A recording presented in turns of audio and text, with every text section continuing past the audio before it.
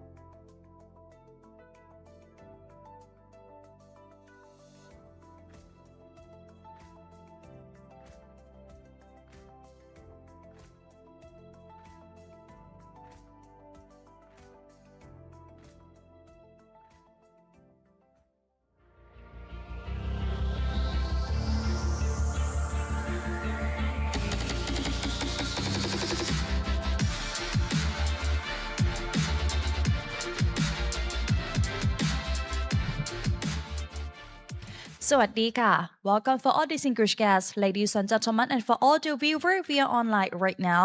Welcome for you back for afternoon session. And this is the AI Governance Week 2026 and the AIGPC Annual Conference 2026 under our very central theme, Connecting the Right Dot of Ethical AI and Governance. So distinguished guests, for this morning that we explore with the key issue and opportunity in AI governance, emphasizing with the importance of the global collaboration, ethical principle, and sectoral framework.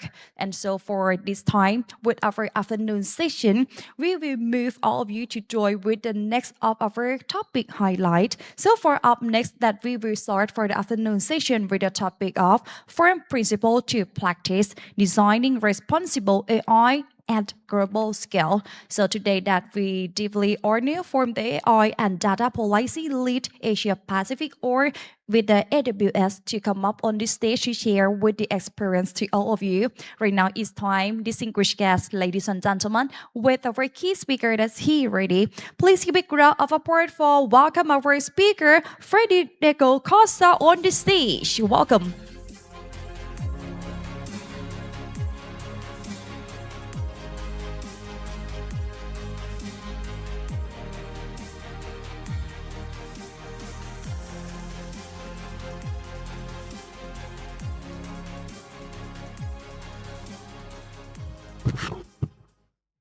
I just realized that I'm wearing exactly the same suit, so consistency, I suppose. Thank you very much for the opportunity to be here with you today. Of course, I would like to thank the ETDA and of the AI Governance Center for bringing all of you together today. It is really a privilege to be part of this conversation. So the title for this session, we called it From Principles to Practice. And I wanted to start with a simple observation. We do not have a shortage of AI principles. The OECD has them, UNESCO has them, the G7 has them, every major technology company, including Amazon, has them. Most countries represented at ASEAN, within the European Union, regionally and globally, have endorsed at least one set of principles. And yet, across the world, there is perhaps a persistent gap between having principles and actually living by them. So I wanted to spend my time on this question. What does it look like when principles actually become real? So my argument today is straightforward. Principles become practice when three layers work together. What companies do inside their own walls, what the policy environment provides as enabling conditions, and what the broader shared foundation offers to scale adoption. When any of these layers is weak or missing, principles remain aspirational. When all three are aligned, you get responsible AI at scale, which is what everyone wants. So let me take each in turn. Inside the company. So, oops. I think I went too far. Okay, so one of my slides is missing. So apologies for that.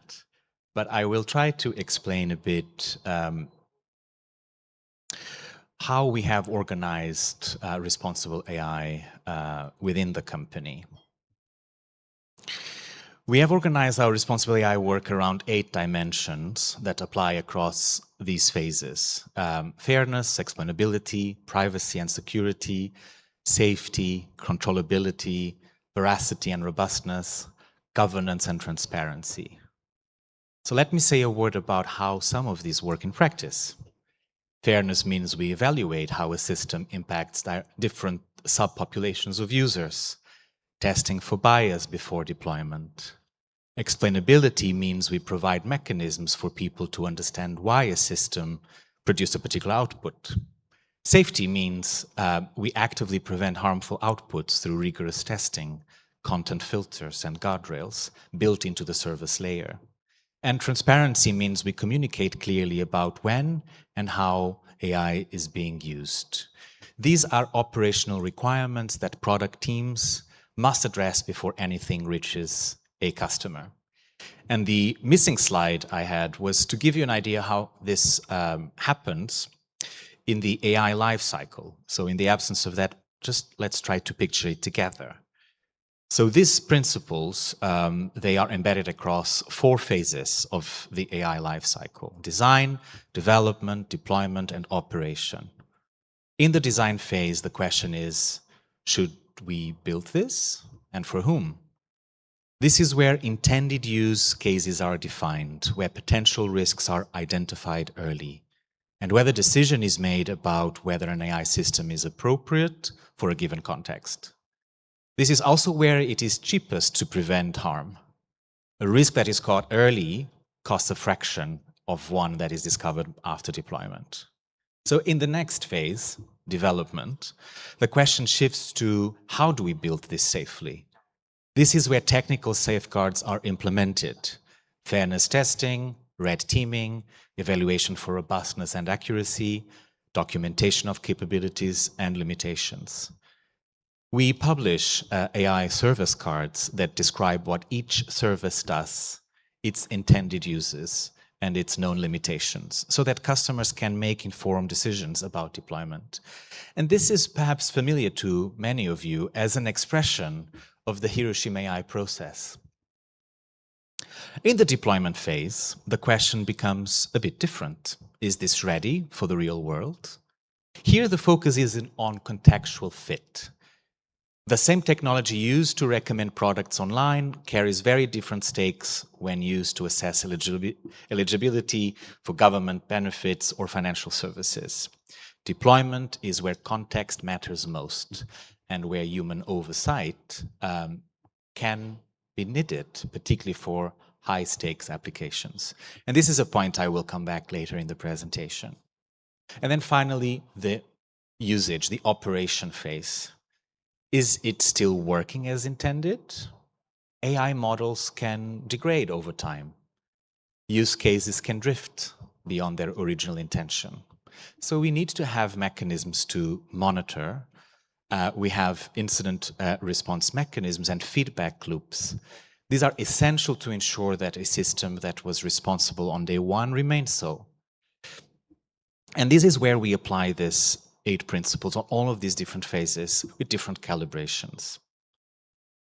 Another important point for a company like Amazon and others present in the room is about frontier AI. For frontier AI models, where capabilities are most advanced and potential risks most significant, we go further. Amazon's Frontier Model Safety Framework establishes critical capability thresholds in areas such as chemical, biological, nuclear, weapons proliferation, offensive cyber operations, automated AI R&D. So in pre-deployment evaluations, if they show that a model has reached or exceeded one of these thresholds, it will not be deployed without very strict safeguards. This includes automated benchmarks, expert red teaming, and uplift studies that assess whether a model meaningfully enhances the ability of malicious actors to cause harm beyond what is already publicly available. Responsibility scales with capability. As models become more powerful, governance must become more rigorous. But here is the critical point for this conversation today. A company can only do its part. We can build strong internal governance mechanisms, but if the legal environment is unclear, contradictory, or misallocates responsibilities, those mechanisms will be undermined. And if smaller organizations lack the tools and resources to follow suit, responsible AI will remain something only large companies can do well. That leads me to the second layer.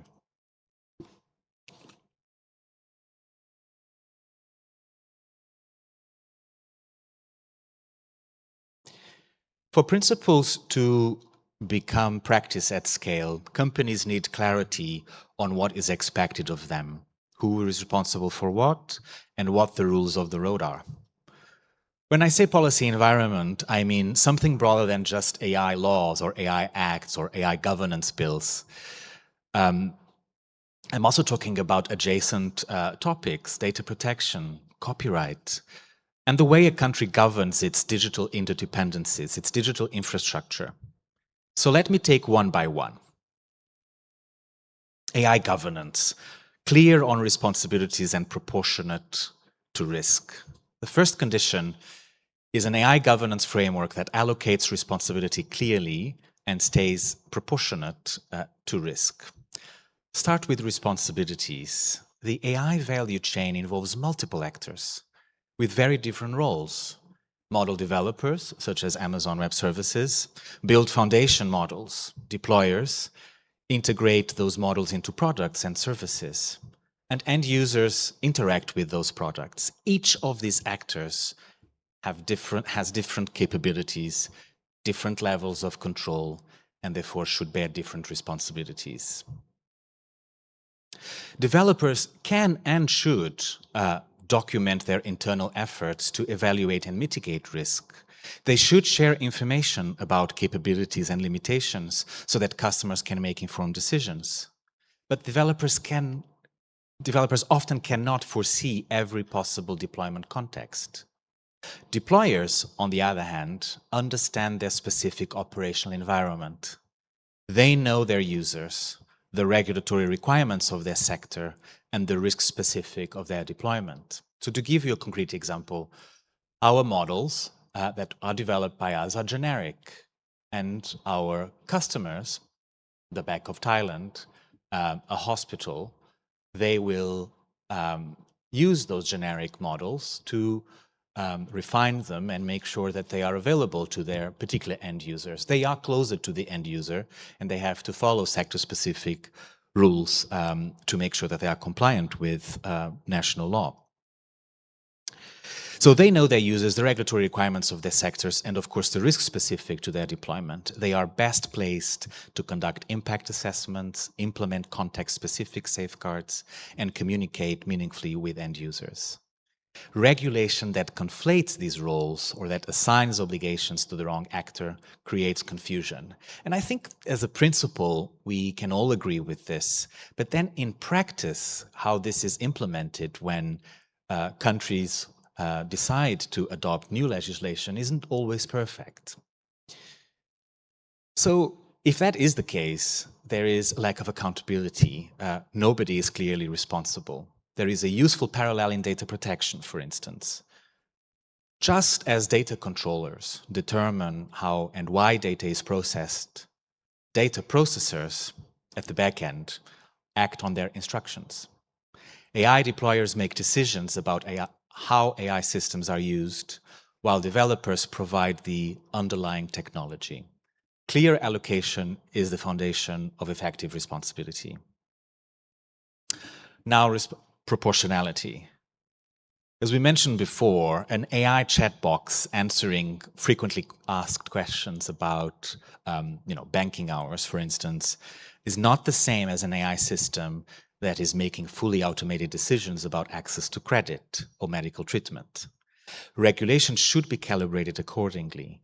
The most rigorous requirements focused on high-risk applications where potential harm is the greatest. Lighter approaches for lower-risk ones. This matters because a one-size-fits-all approach disproportionately burdens smaller companies that lack the resources to navigate complex compliance requirements, regardless of whether their applications pose any real risk. And of course, finally, good governance aligns with international standards. ISO 42001 or the NIST AI Risk Management Framework materializes this risk-based approach so that companies can demonstrate responsible practices once and have them recognized across jurisdictions. A Thai company using a model developed in the United States, fine-tuned in Singapore, serving customers across ASEAN. This is interoperability working. That has easier said than done, and different countries have pursued different approaches. I put together this slide to share a bit what I do, and I've been doing for a while. So before moving to Singapore a year ago to take on this role, I used to work in Brussels, in the European Union, where the first AI Act was developed, the EU AI Act.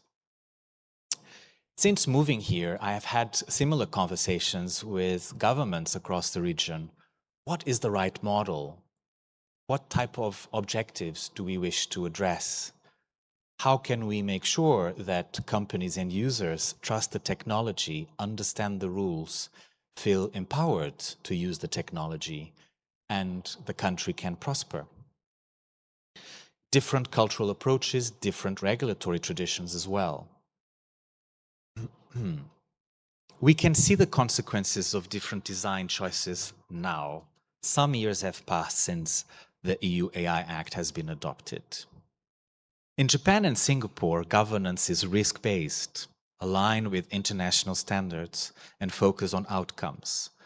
Both have kept low-risk applications unencumbered, while concentrating oversight where stakes are highest, often trying to understand how existing rules apply to AI.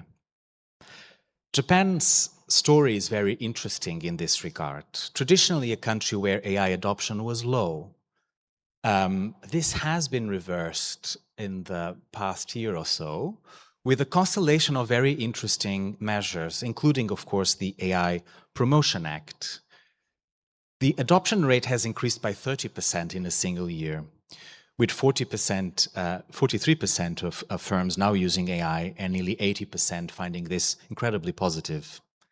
Singapore is actually among the fastest adopters globally, with adoption rates of 50% above the global average, supported by practical tools such as, for instance, the AI Verify Foundation. This is perhaps very different in the European Union, where I come from, which took a different approach, applying very detailed, often very prescriptive rules without quite following a risk-based approach. And therefore, on a very broad spectrum of AI systems and solutions and usages. And of course, the objective is commendable, is to bring legal certainty, but perhaps went too far. We have now estimated that European companies spent around 40% of their digitizing budget, so the budget that companies have to use more technology and digital tools such as AI, 40% of that budget is spent on compliance, hiring lawyers, consultants to navigate the complex framework that exists in the European Union, where often laws could be tend to be duplicative or there is a risk of conflict. It is therefore interesting that the pioneer region in the world that is now reassessing their own legislation with a simplification effort. So this is a spectrum that shows the different flavors that exist out there. I always find this useful in every conversation whenever I talk to governments in our region. Another point that we also like to compare is on copyright. So the second condition is often overlooked, but fundamental. AI systems are built on data.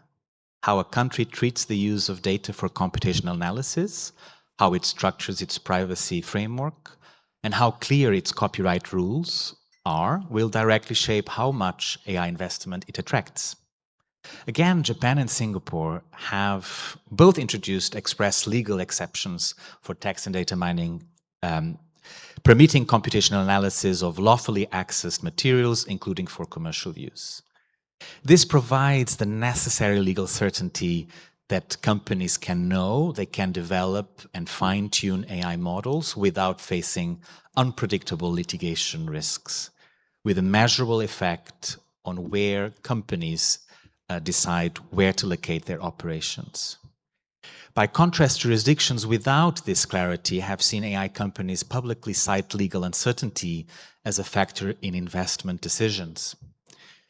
What type of uncertainty? Most countries have a fair use framework. It was designed for a time before AI, and hasn't been tested everywhere in the same manner. There are countries where the framework is under question in courts, for instance. This is, for instance, the case in Korea. This type of uncertainty tends to have a chilling effect. And then the third point. The third condition concerns how a country governs its relationship with global digital infrastructure. This is particularly important for us as a cloud service provider. So across our region, governments are rightly asking how to maintain oversight and accountability over AI systems that are increasingly embedded in critical services. This is legitimate and important. We shouldn't challenge this. The question is, what governance mechanisms best achieve these goals? There is no universal understanding of what sovereignty means. And here I want to introduce a concept that has informed much of our recent research across the region, of virtuous interdependence. The idea is that resilience comes not from isolation or from duplicating the entire technological stack at home, but from being woven into global supply chains in a way that runs both directions. A country makes itself indispensable in the layers where it has genuine strength, while relying on others elsewhere. Dependency becomes mutual rather than one-sided. And mutual dependency is more stable and more secure because every participant has a stake in the system continuing to function. Isolation throws that away.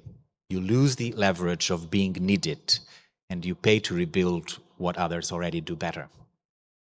So this slide lays out 4 approaches along a spectrum, from assurance-led models, at one hand, global infrastructure with data residency only reserved for the genuinely sensitive and crucial data, to a full sovereign stack at the other, with complete isolation and domestic models and compute. What pulls countries towards the far end is the search for security. But the argument here is that security through isolation is a false economy.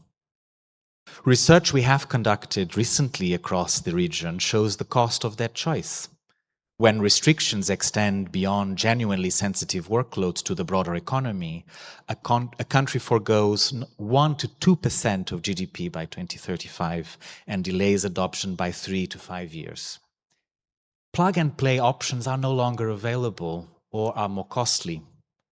The pattern is consistent. Countries that classify their data carefully, apply tight controls only where genuinely needed, and maintain open access for the rest consistently outperform those that apply restrictions broadly. None of this, however, means giving up control. A country can be deeply interdependent and still decide how its data is classified, who may access it, how it is protected.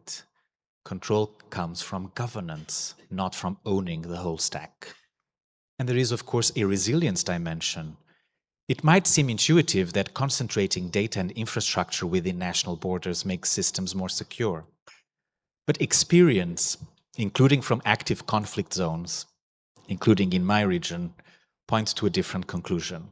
For instance, in Ukraine, the current experience has demonstrated that the workloads that survived were those distributed across trusted international cloud infrastructure, while domestically concentrated systems proved vulnerable to physical attacks.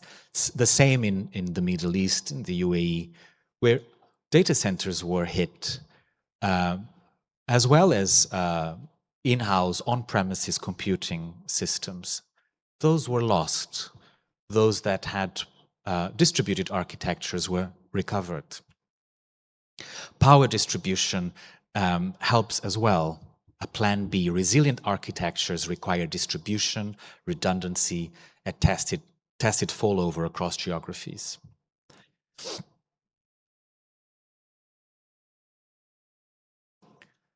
And now to my final point.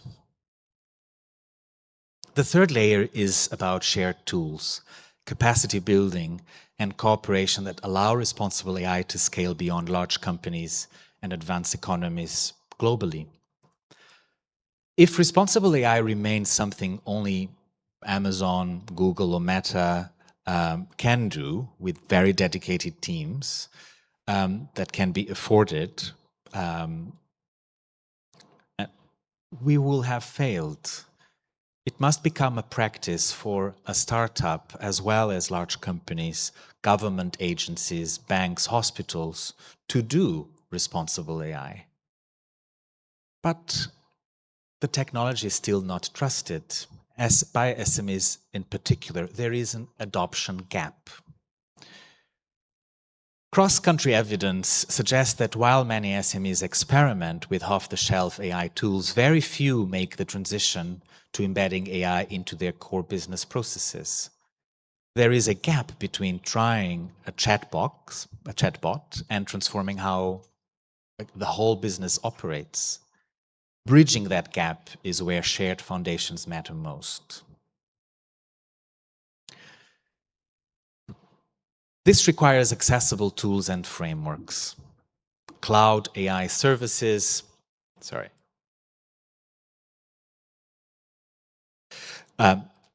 cloud-based AI services with built-in guardrails, pre-built evaluation tools, and pay-as-you-go pricing reduce the barrier to entry. A small business should not need a dedicated AI ethics team to use AI responsibly. The tools themselves should make responsible use the path of least resistance. It requires practical guidance, implementation resources, service documentation that explains what a system should and should not be used for, and reference architectures organizations can adapt to. It requires capacity building, including for policymakers, including for regulators. Regulators who understand the AI lifecycle and the multi-party value chain are better equipped to write rules that achieve their intended purpose. And it requires regional cooperation. Countries in Southeast Asia and beyond often share the same challenges. From lower AI adoption and limitations on access to AI tools and lack of harmonization on a number of standards. Developing interoperable approaches is far more efficient than each country solving the same problem independently. So this is where this forum, this center, plays such an important role. This is exactly the role of this center, and we are honored to be part of this and support of this important mission. A regional hub that connects policymakers with technical experts, that develops shared risk assessment tools, that enables mutual recognition of responsible AI practices, so that a company can comply once and deploy across the region, and that builds capacity for regulators and adopters alike. This is what turns principles into practice for everyone. And as I am here in Thailand, I would like to close with Thailand, a country that I understand is in a pivotal role. And I see many familiar faces here from the regulatory authority. I know that we are now at a moment where foundational regulatory principles are being established and developed. So we are given confidence by a number of different measures and tools that the Thai government has demonstrated since I moved to Singapore and certainly beyond and before that. First, the commitment for stakeholder engagement. The fact that we have been here talking to you, we do not take this for granted. The fact that we are here today with industry, civil society, alongside with government, reflects a governance culture that values diverse perspectives before locking in rules.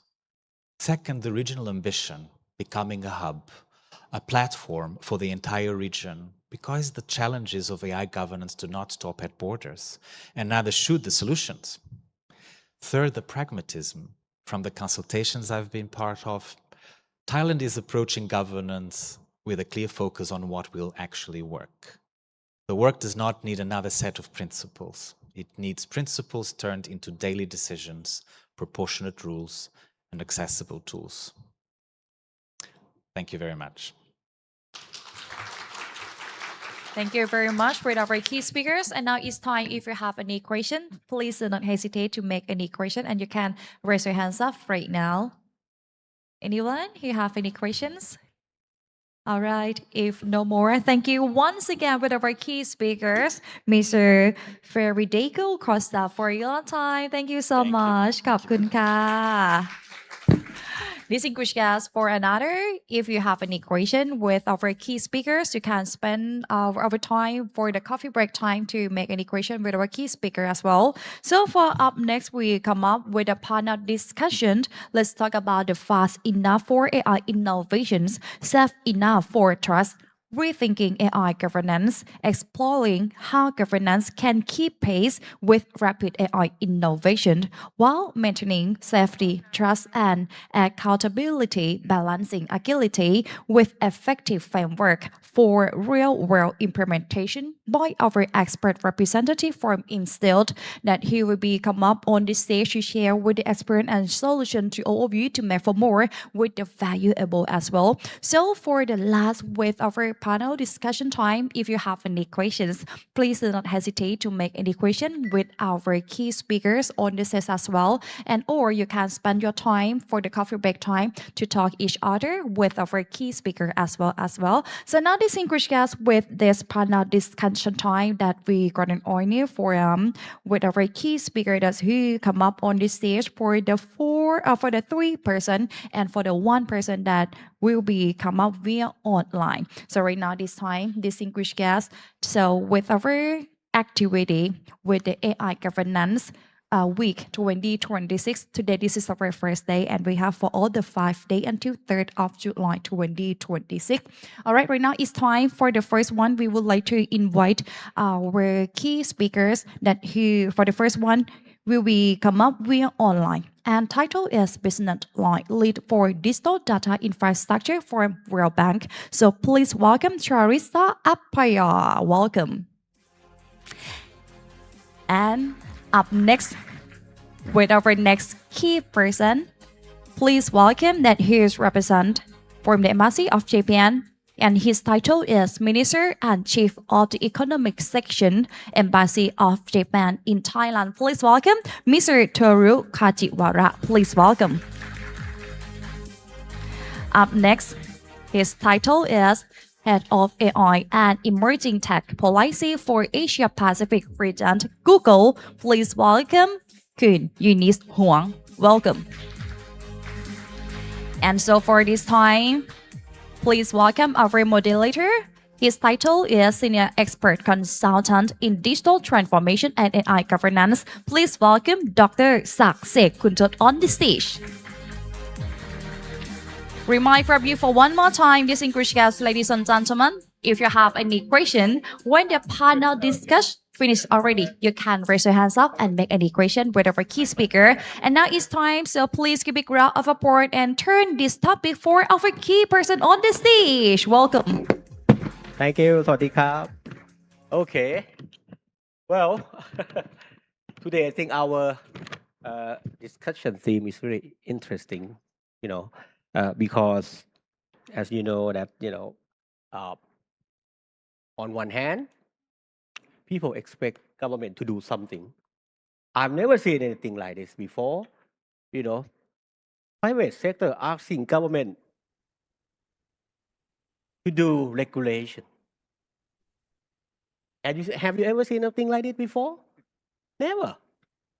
The thing is, why governments around the world, still, don't decide whether they should come up with regulation when it comes to AI. Okay. Today we have perfect panelists from government of Japan who already issued your AI law, right? AI Act promotion, one thing. Okay.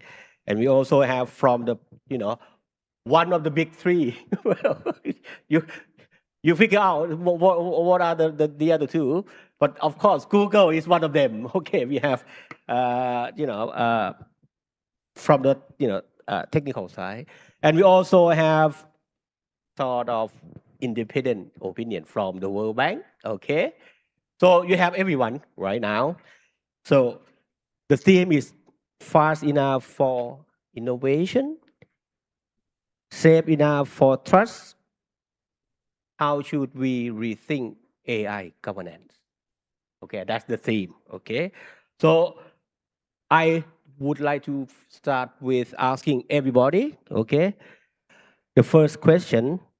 Okay, which is very simple. Okay, because AI is moving so fast, and because as a work for ETDA in the past 7-8 years, the question is, do Thailand or when Thailand is going to have AI Act? And we already have 3 drafts. Okay, on Wednesday there's going to be sessions on AI regulation for Thailand. Okay, so you are encouraged to attend the sessions on Wednesday. But this session would be about what do you think about how can we balance between trying to promote innovation, but at the same time we don't start with compliance, but we are writing rules, best practice. What is the balance between keeping pace with the technology and also ensure that the risk is taken care of? Let me start with you first. What's Japanese approach in doing that? Okay, I presume that you have some slides. Yes. Okay. Thank you very much. First of all, of course, it's great honor to be here at the panel together with Dr. Sak, who is a longtime friend of Japan, and so really delighted. I think it's to giving this opportunity to share some of it's Japan's experience and also potential for the Japan-Thailand cooperation. So I think I prepared some just short slide. I think it's if the I can click or. Can we have the slide, please? Okay. Yeah. Okay. Yes. So let me first maybe just outline sort of Japan's AI policy in a nutshell. So our basic approach is to, as Dr. Sak sort of suggested, that to pursue both innovation and risk mitigation at the same time. We not see, of course, AI governance as a choice between speed and safety. So the real challenge is to build a governance that can learn and update and cooperate across various economic and social sectors, and also beyond the borders. So Japan has developed a 3-layer AI policy framework, starting with the sort of AI Basic Act, and also the Basic Plan, and also AI guidelines for businesses, like 3 layers. And under this framework, we promote the AI adoption and AI development and AI trustworthiness. I think this is probably the key for today. And also, of course, human-AI collaboration, which is fundamental principle of our sort of human-centered AI principles. So in particular, in order to enhance the AI trustworthiness, Japan continuously and also flexibly reviews its institutional operational frameworks, and also aiming to reproduce and also sustain trust, not only domestically, but also through leadership in international AI governance. So as part of this effort, we launched the Hiroshima AI process after we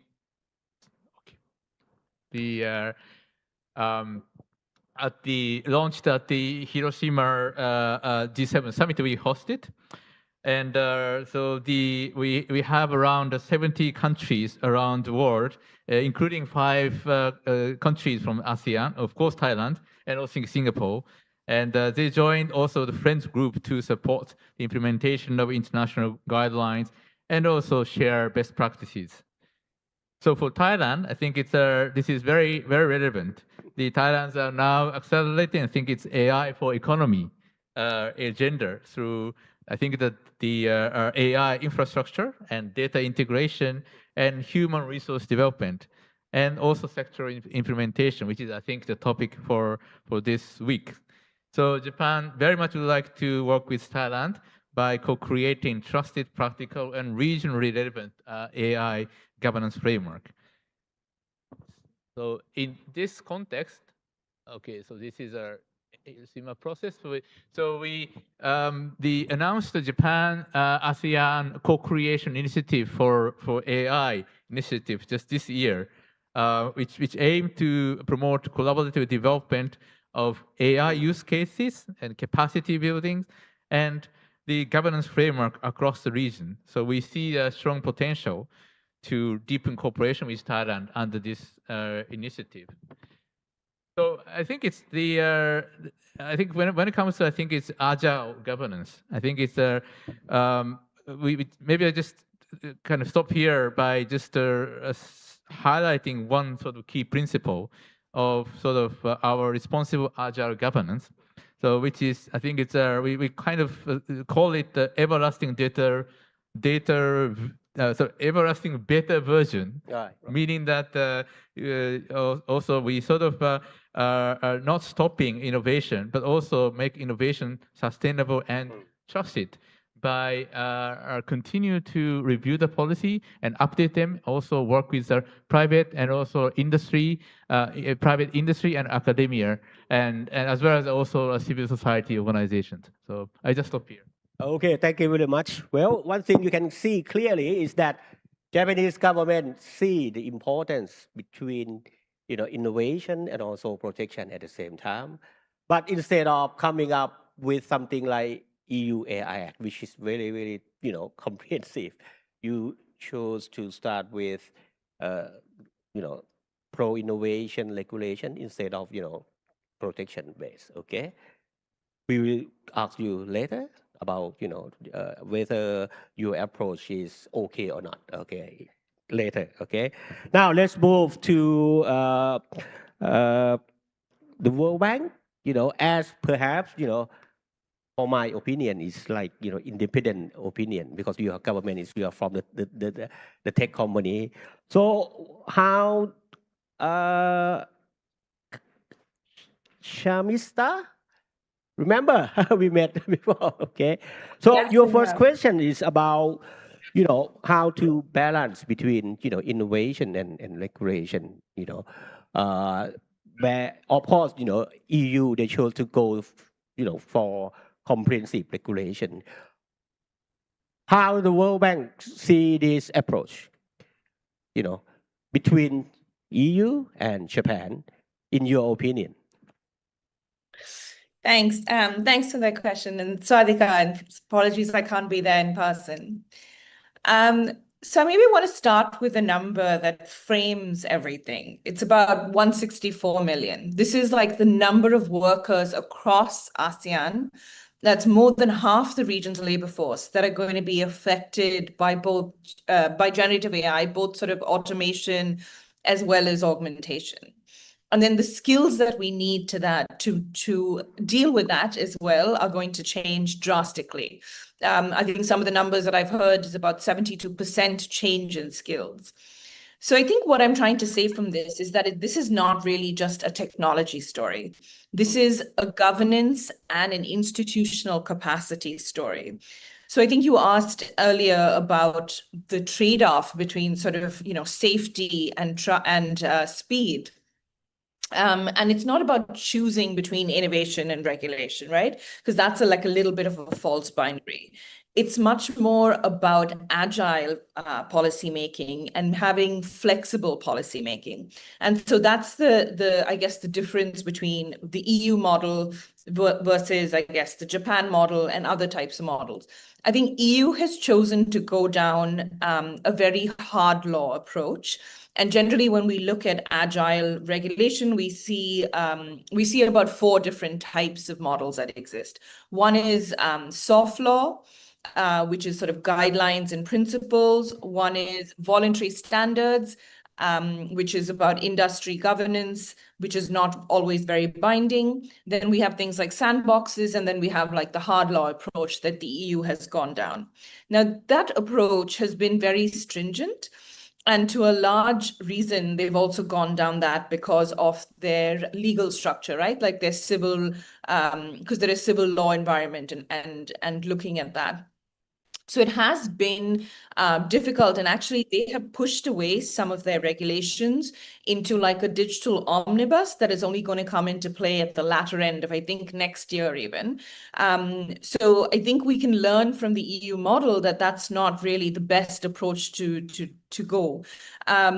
What we really promote is much more agile, flexible, proportionate and risk-bearing regulation. And I can talk a little bit more about that if you'd like. Thank you.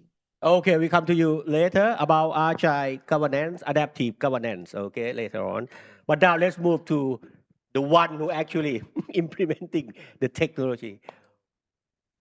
As the provider, of course, you don't like regulation because it's a burden for you, right? Imagine you develop a new model, I don't know, in the next few, I don't know, months from this, Gemini would be something like completely different from today. Of course, you don't want to be like, okay, now let the government test your model before you release. Okay, of course, it's not possible. It's not practical. So what, in your view, for example, even, Japan and Thailand and, most countries, okay, apart from EU, okay, we choose to go to the, the middle way, What is like, or what do you think that which approach is okay for you? Thank you very much, Dr. Sak. So I think it's a little bit of, I do not think that from the perspective of Google, our position is that we want zero regulation, right? I think regulation can be very helpful in giving certainty, right? If we don't know what is legal, what is not legal, what is unacceptable AI in a certain country, I think that makes it more difficult for us to design and deploy our products, right? So I think that notion that all companies dislike regulation is not always true.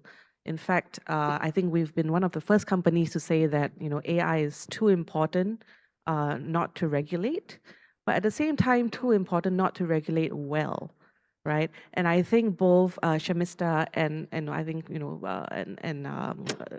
we've spoken about agile regulation and what exactly does that mean, right? So and just now during the keynote as well from AWS, we've heard about how it has to be proportionate, how it has to be risk-based, right? You don't use sledgehammer to like kill an ant. Right? At the end of the day, the tools that you use for regulation has to be proportionate to the risk. So I think it's a false binary when you say that, like when people assume that companies don't welcome regulation, I think regulation can actually be part of a foundation for innovation. So for example, what Japan has done in terms of setting the framework, right, the legal framework, if you look at the Japan AI Promotion Act, it recognizes that AI is something that's going to be cross-economy. And so they need an AI strategy council, right, chaired by the Prime Minister to coordinate across the economy, right?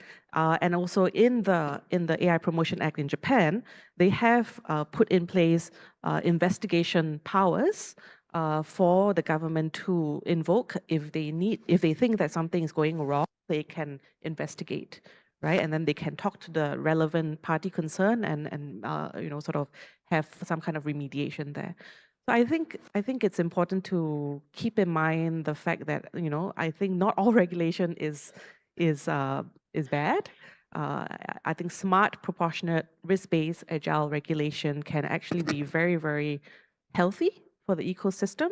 And at the end of the day, as companies, that we also have a commercial incentive to ensure that our products are safe, right? Because if our consumers do not trust our products, they're not going to adopt it. So I think that cycle of being able to ride on the incentive of even industry to put out safe products, I think it's something that governments should think about as well when you design regulation. Okay, thank you. Well, at least the words agile governance, adaptive governance mentioned, I would like to ask you, what actually mean in practice? It's easy to say, okay, we're gonna govern in a way that would be like adapt or dynamic, or I don't know. You can come out with any words, but what actually happening when it comes to adaptive governance, agile governance, from the viewpoint of Japanese government? Yes, thank you very much. I think thank you very much, Eunice, also for touching. I think it's sort of our system a little bit. So the first actually we have this basic AI Promotion Act, but under which I think we are sort of established the AI strategic AI strategy headquarters, also headed by our Prime Minister. So this is the government sort of mechanism, which actually involves all ministers within the cabinet. So it covers the whole economy, not just the digital or certain key areas. So under this headquarters, all the function is sort of centralized around this mechanism, whereby all the risk related information are collected together by various stakeholders, not just government, but also from private sectors and also various sources. And then we also have what we call AC, AI Safety Institute, under this headquarters, which sort of acts as a kind of technical clearinghouse. So after information gathering, also under this Prime Minister's Office of Prime Minister's headquarters.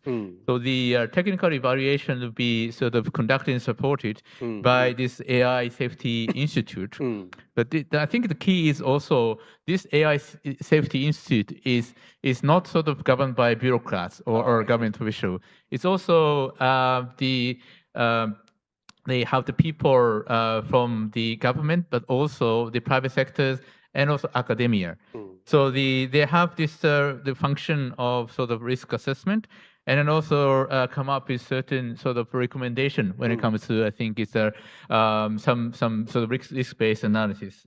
And then this result of the analysis by this AI Safety Institute would be sort of put into sort of the paper or the framework when deemed necessary under the leadership of this AI strategy headquarters.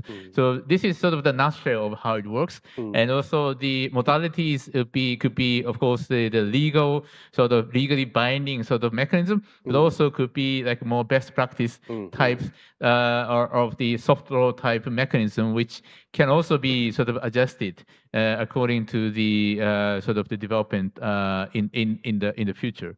So I think we have this.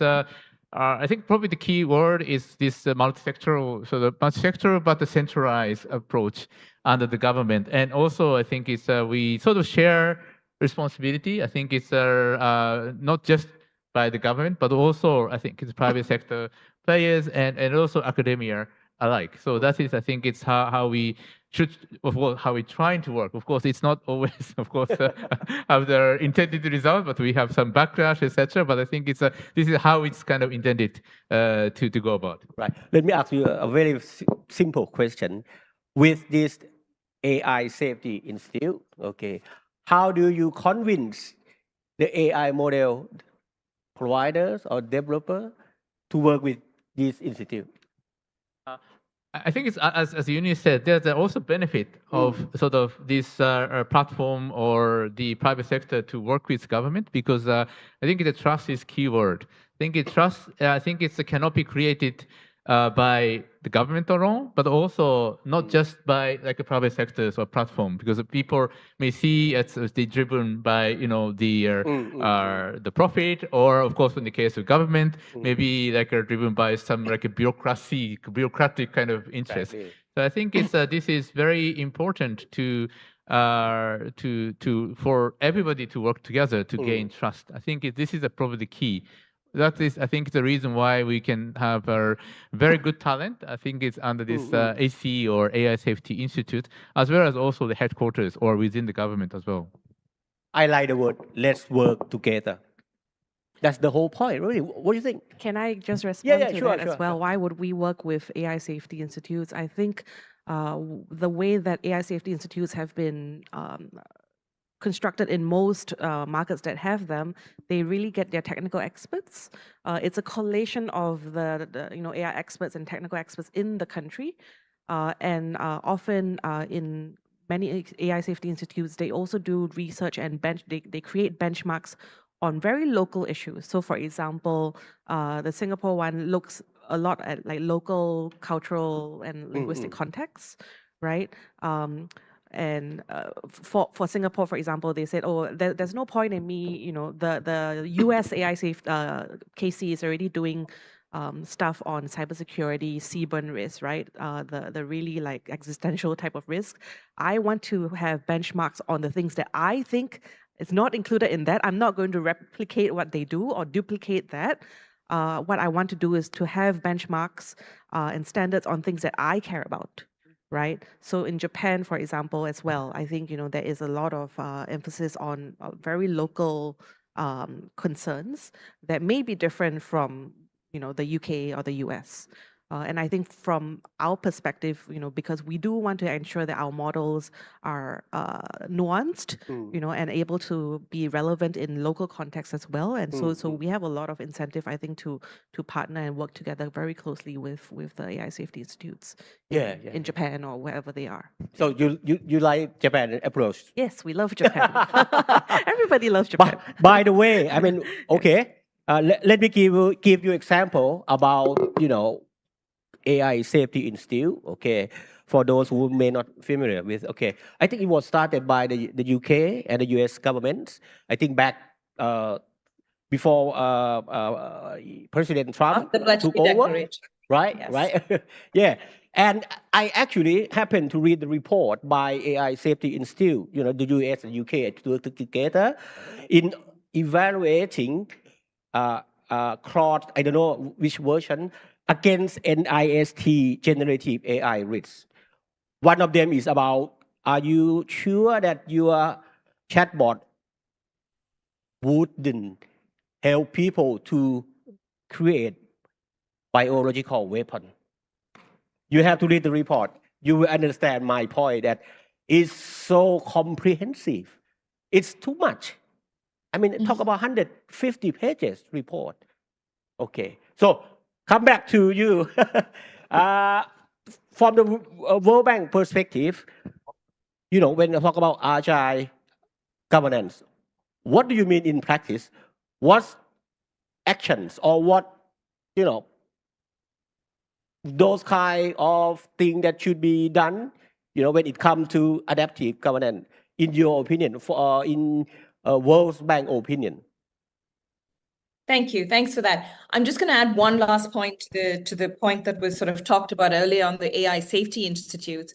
In addition to the local context, which I think is hugely important, the other thing that the safety institutes have also done really well is that they've created a network. So there's a network of safety institutes that all speak to each other about international cooperation. And sharing what came out of their testing and what the testing that happened in frontier models. And I think that is also hugely useful for sharing across the world. So coming back to sort of agile regulation and recognizing that safety institutes is also one way of sort of governing around this. We think of agile or flexible governance or adaptive governance, as multiple words for it now, not as a single model, but like as a spectrum of instruments that you can dial up or dial down based on the risk, the uncertainty, state capacity, a number of different things.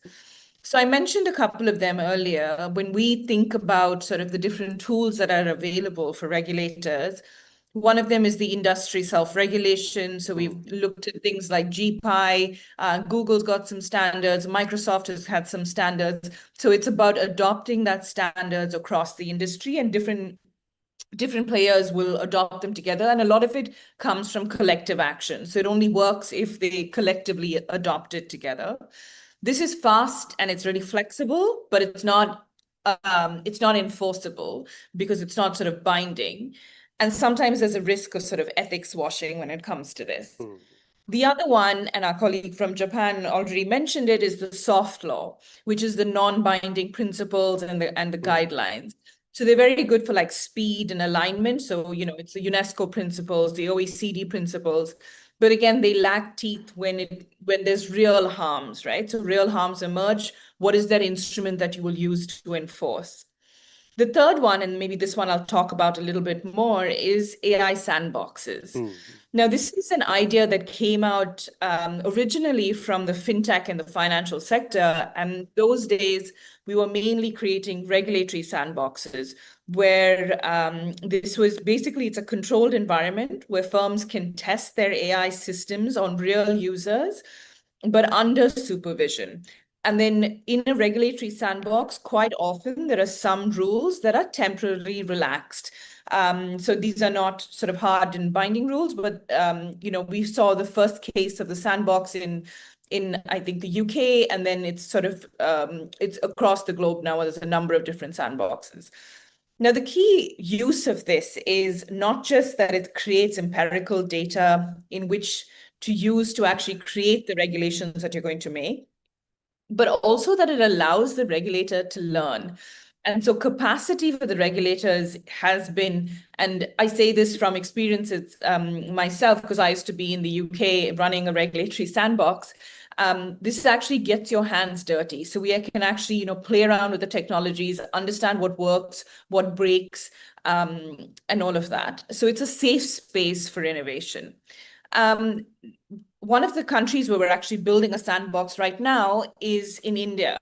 And the way we've structured it is mostly on the development use case.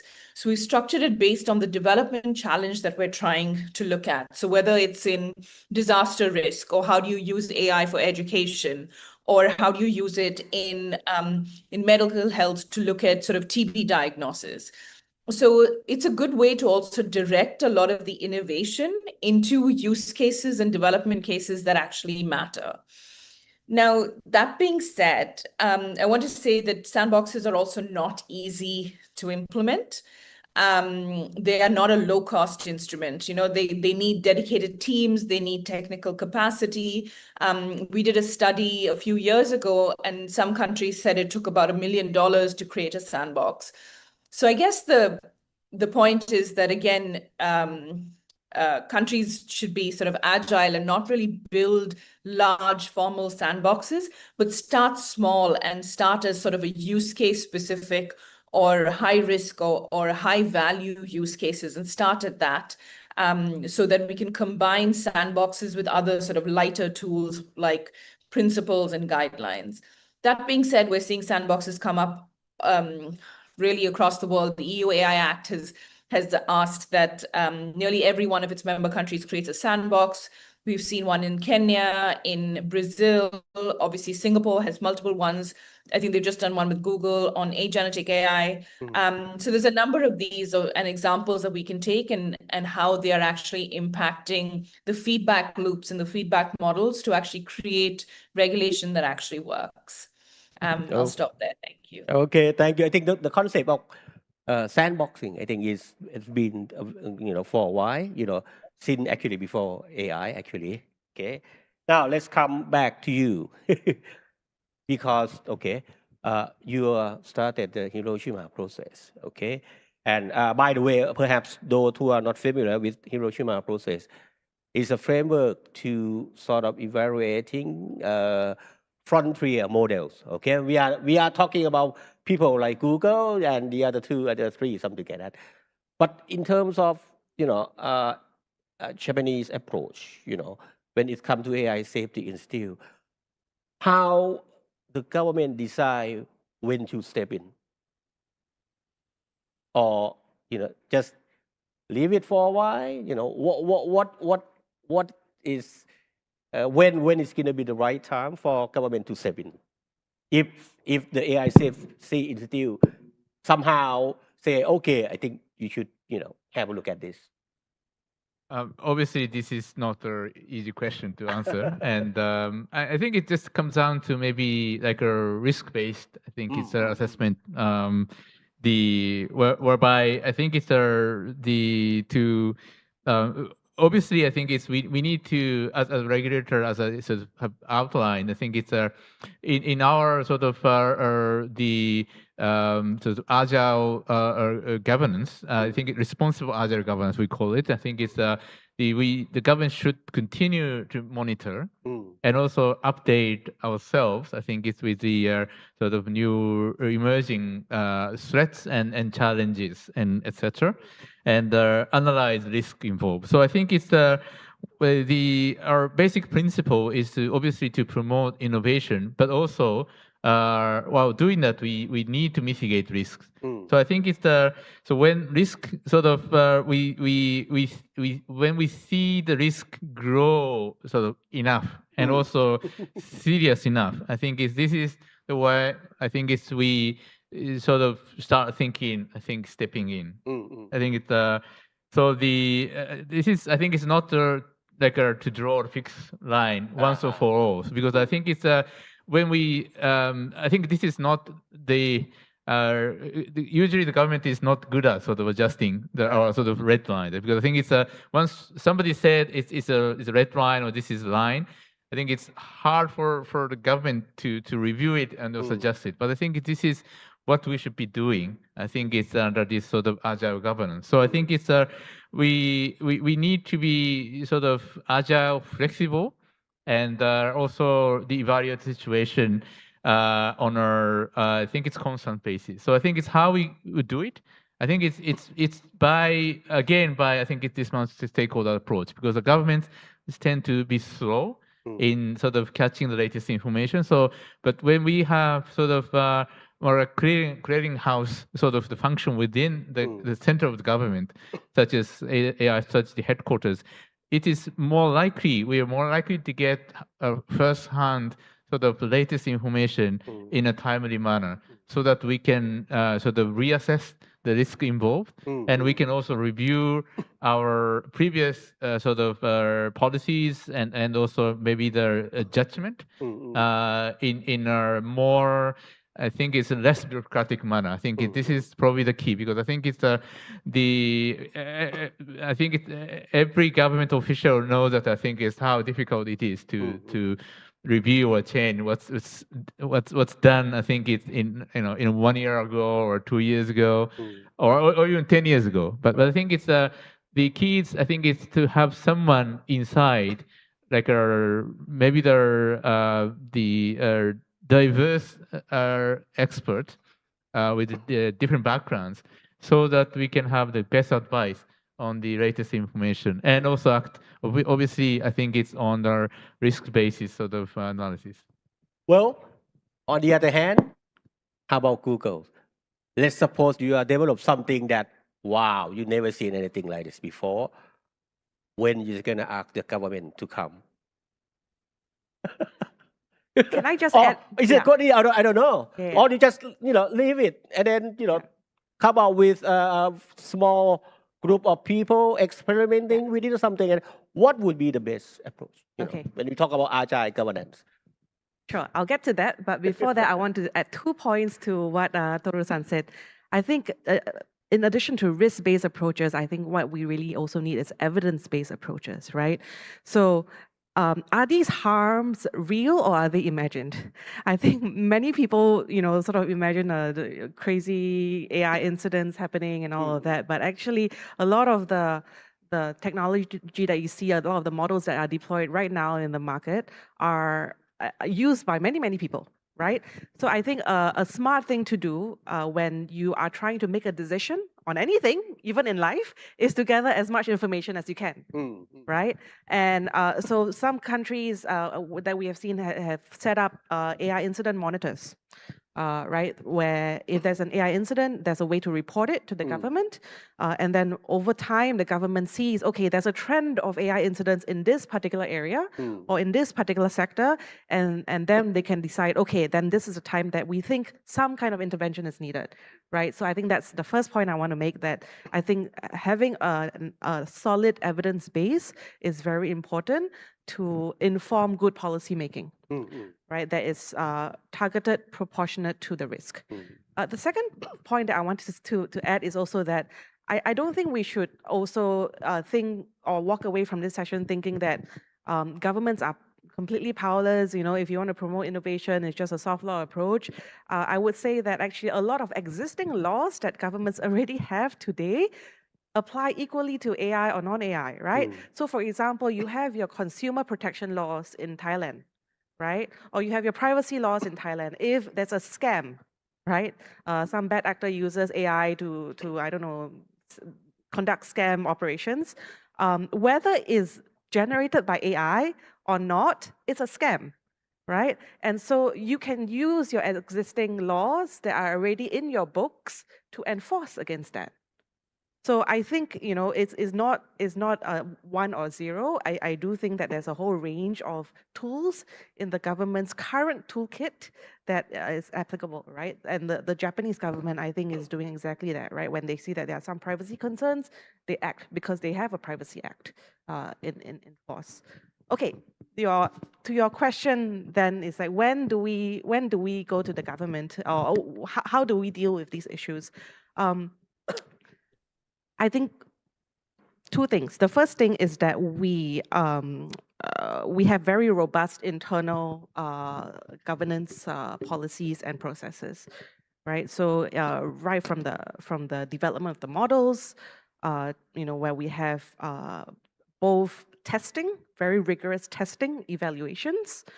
We also have red teaming, where we have people basically trying to break the model, right? And we're using AI as well for red teaming as well. So it can come up with like many more scenarios than humans can. So I think that is one. We follow very closely to our principles, where we say that we will only release things where we assess that the potential benefits outweigh the risks. So internally, we have our internal guidance and principles and the way that we think about whether something should be released or not, right? So that's number one. Number two, we also do it in, we don't do it in like a 1 to like 1 million manner, right? When we release things, usually it goes through also stage processes where we will first have trusted testers come and test the model before we release it more broadly. So if you look at our model releases, they tend to be pretty staged. Trusted testers, and then maybe the US market, and then the other markets. Now, I think we're entering a period in time where models are getting increasingly capable. And I think the elephant in the room is the whole like mythos issue, where Anthropic basically said that we have this model that is extremely capable, especially in terms of cyber capabilities. So we are not releasing it, and we are giving it first to the cyber defenders, right? To the AI the defenders to use and to find vulnerabilities in the system. We have, as Google, we have an MOU with the US and UK AI safety institutes, where we will have voluntarily submit some of our models for testing. So some of our models that we released, the last one, Gemini 3, they were tested by the UK AI Safety Institute as part of the whole process of doing our due diligence before it goes out. So I think what is happening now is a very chaotic and new situation.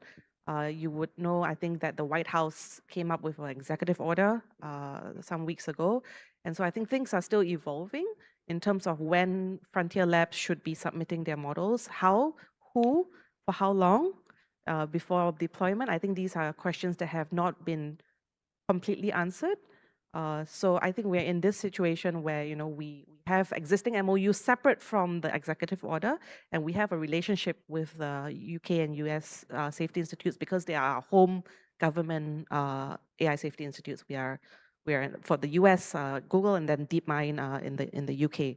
And so there are already institutionalized ways of communications with the government when we detect that there's something that is not, that is pretty novel. And then the last thing that I will say is that, you know, internally, and most of the frontier labs have this thing called a frontier safety framework, where we have, you know, thought through, okay, There are certain frontier safety risks. So, for example, cyber risk is one of them.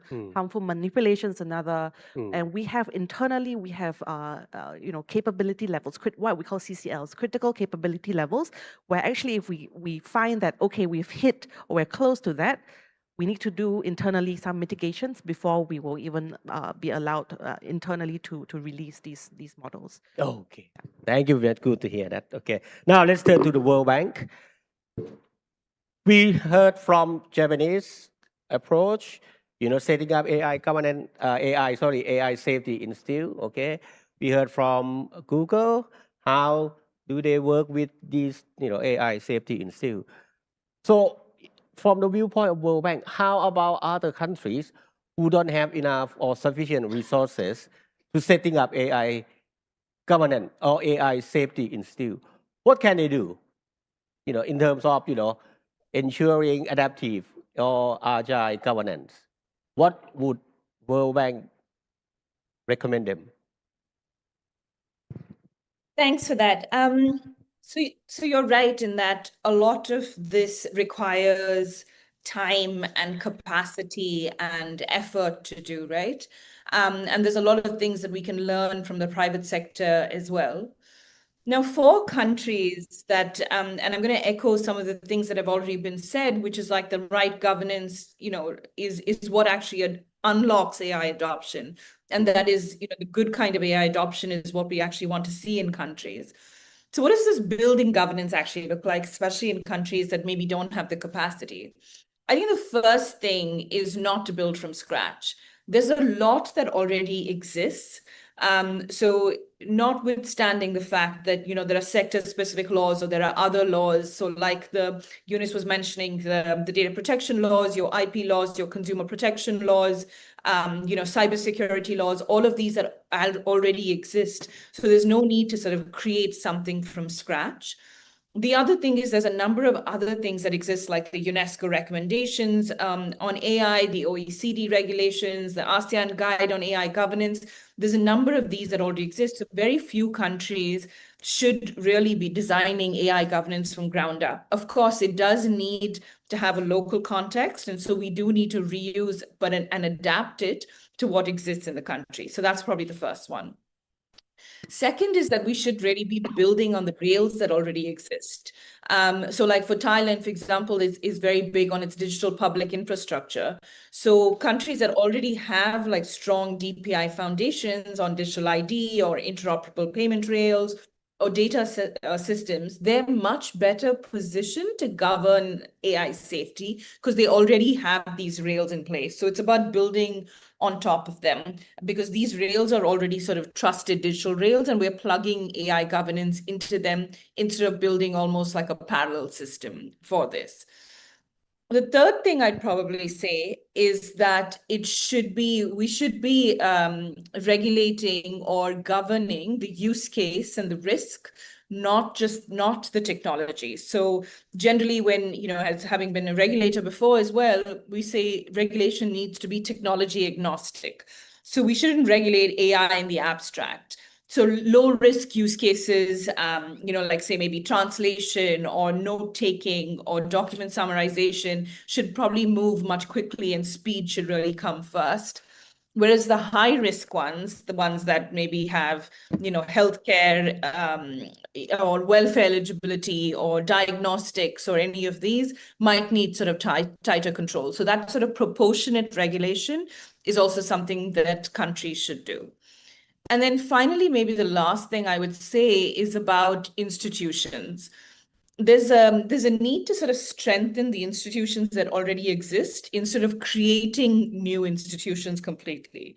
So many countries don't need like a new AI super regulator, right? Because also AI is cross-cutting. It cuts across so many sectors. So sometimes it's quite hard to have one body that regulates it right across. So this is where sort of the existing regulators, whether it's in telecommunications or finance or digital government, they need to develop a process on how they're going to evaluate and audit sort of the systems that are out there. And I think one of the things that we also, this is something that we are guilty of as well, that spend maybe the least amount of of funding on is on capacity building for the regulators themselves. So I think there's a lot of money right now that goes towards use cases or things like that. But what we actually need to do is actually build on and develop and train the regulators and people within these bodies that already exist, so that they have the tools at their disposal to regulate the markets. Let's stop Okay, there. thank you very much. Well, it's exactly what I'm going to ask you. How can you convince your people that although Japan doesn't have AI regulation as comprehensive as EU AI Act, how can you ensure your people that adopting AI in Japan is still okay? Because we don't have AI Act. How can we be sure that it's going to be okay? That's another difficult question, but I think it's I hope that I think its Japanese government has been trusted to some extent, at least by our people.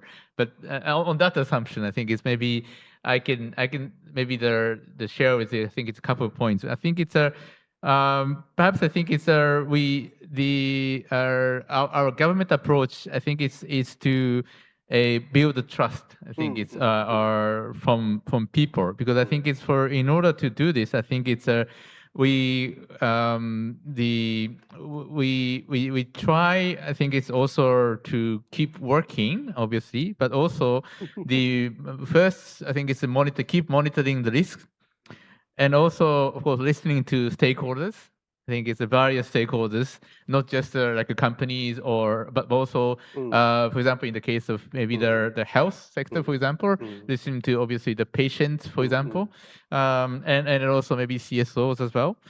And also keep updating rules, as I sort of said, or rules and guidelines, and also explaining the decision or whatever we do in a very transparent manner. So this is, I think it's how we're trying to be. I think it's instead of having a very rigid, the kind of solid sort of legal framework, which can be, I think it's enforced, but I think it's maybe may stifle. I think it's very legitimate. I think it's AI development, also AI for economy. So I think it's so this is how we see this. I think it's should be done.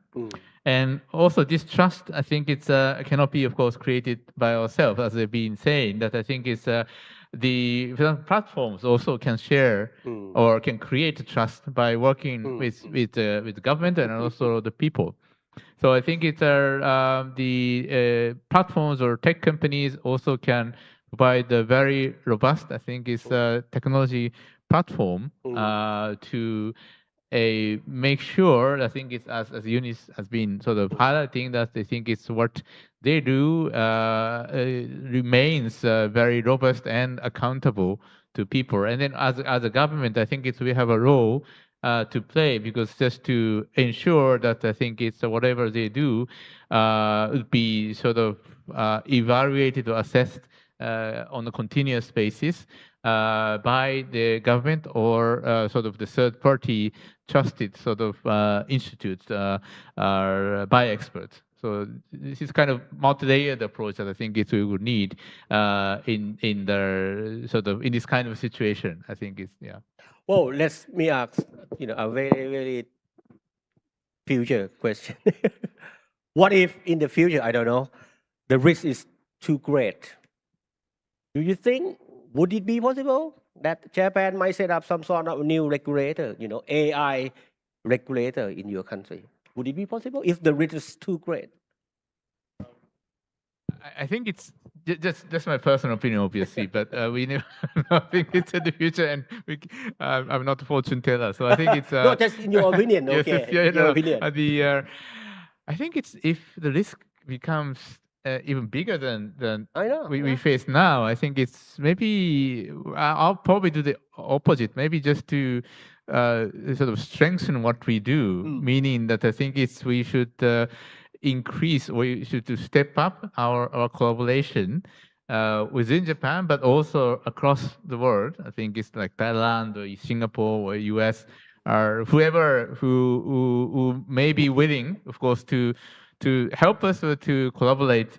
I think it's that probably, I think it's increased probably the power with which we cope with the challenge, and also of course the not just of course the working the around the world, but also we should also look for a more collaboration or deeper collaboration with the key stakeholders in Japan as well, and also because I think this kind of risk emerges not in vacuum. I think it's maybe if there's a risk, I think it's probably if there's such a great risk, I think it can also come from sort of like somewhat, I think, losing the trust. People can no longer trust what government does or what Google does. That I think it's a real risk or threat. Then I think this is also comes down with this kind of distrust issues. Because how can we enforce, reinforce the trust? So in a way, I think it's I imagine that if such a sort of bigger risk comes, I think this kind of combination of maybe the physical or sort of evidence-based kind of risk, but also coming from also kind of moral kind of or the risk that associated with kind of the or loss or sort of decreasing kind of trust. So I think it's how we should tackle it kind of multiple way. I believe, yeah. Yes. You want to add Can up? I add a couple of points? The first point is that when the Japanese government was coming up with their AI governance framework, I was very struck by this line in their policy paper. They were explaining their policy direction and why they chose to do the things to do it this way. And they said, we know our people and we know our society. It is a very rule-abiding society, right? You go to Japan, everybody stands in line very neatly. And if at this stage of the technological development we set very rigid rules, nobody's going to adopt it because everyone is going to be very afraid of adopting AI because they're like, oh no, but our goal in Japan is to be the world's most AI-friendly nation. And so our goal at this point is adoption, right? We are placing a lot of emphasis on adoption, but it doesn't mean that we're not doing anything because A, we have existing rules, B, we have in this AI Act, form a way of organizing ourselves internally and also an investigation, sort of authority. So, so I think it's important to keep in mind that this is very contextual, right? Like the EU has 27 member states. They had to have an overarching law so that people don't just run wild. But Japan knows its context, it knows its people, it knows the way that people think, and so they have chosen this particular approach that it feels is appropriate for its society and its goals, national goals. The second thing is that AI regulation governance is not a one and done approach, right? Like even in the EU, they have said they have passed this EU AI Act, but then they are finding that it's not that easy to implement, right? When they come up with the codes of practice and all that, is not so easy to actually transform the act into actual implementation. So things also evolve. Right. Similarly, like if you and which is why the evidence-based approach is so important, right? As you see that okay, there are risks here, then you can step it up or change things or put in new control measures, right? To make sure that society and the public at large is protected, and that's what governments should do. And then the third thing I wanted to say is that it's also really, really important that we work to at the same time where AI is developing, technical mitigations, safety improvements are also advancing, right? If you think about it, in 1910, it was very dangerous to get on an aeroplane. Right? Because, people, it was just not a common thing to do. But now, I mean, people fly here and there, right, all the time. So also over time, as safety and technical mitigations are in place, people gain more confidence and trust in the technology, and their risk appetite also then increases, right? But the difference yes. Between AI and AI is that because AI is moving 100 times faster. Oh yes, yes. That's the point. That's right. And so I think it's really so important to invest in research and safety, right? I think which is not something that people talk about enough, right? And research in sort of how do we make AI systems more safe and secure? And it's something I think that we need to think about collectively as a whole. Yeah. Because the theme of this session is about speed, between trying to, promote innovation, but at the same time, don't go too fast because regulation cannot catch up. So my question to the World Bank, what could countries work together in, trying to balance between speed of innovation, but at the same time, reducing the risk? How they should work together, especially different countries. So, going back to something else that was said, like information sharing, I think is a big thing because AI doesn't really respect borders, right? So information sharing or regional technical capacity building. So one example would be to say have like an incident monitoring system, but potentially for a region as a whole.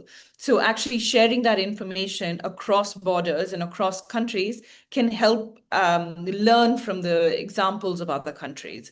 That's, I think, what would really make quite a bit of change and quite a bit of difference. Again, making sure that there is some local context in it as well.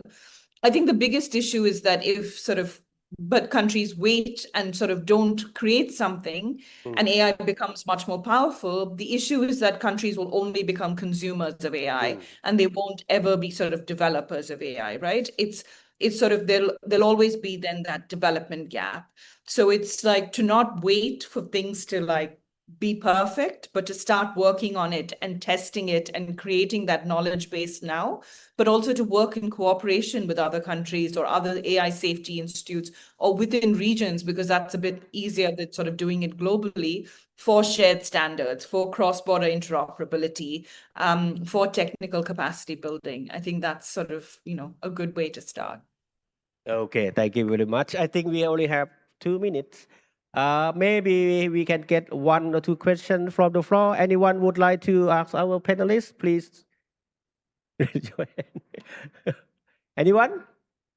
I think the issue is quite interesting, and you have people from government, from the, tech provider, and from the, the World Bank. And of course, as Professor said this morning, we need to rethink, really, we need to rethink AI governance. The thing is, how? The thing is, we should work together because there's so many things to do. And we have to involve everybody. Yeah. That's exactly, I think, the theme of, today. Okay.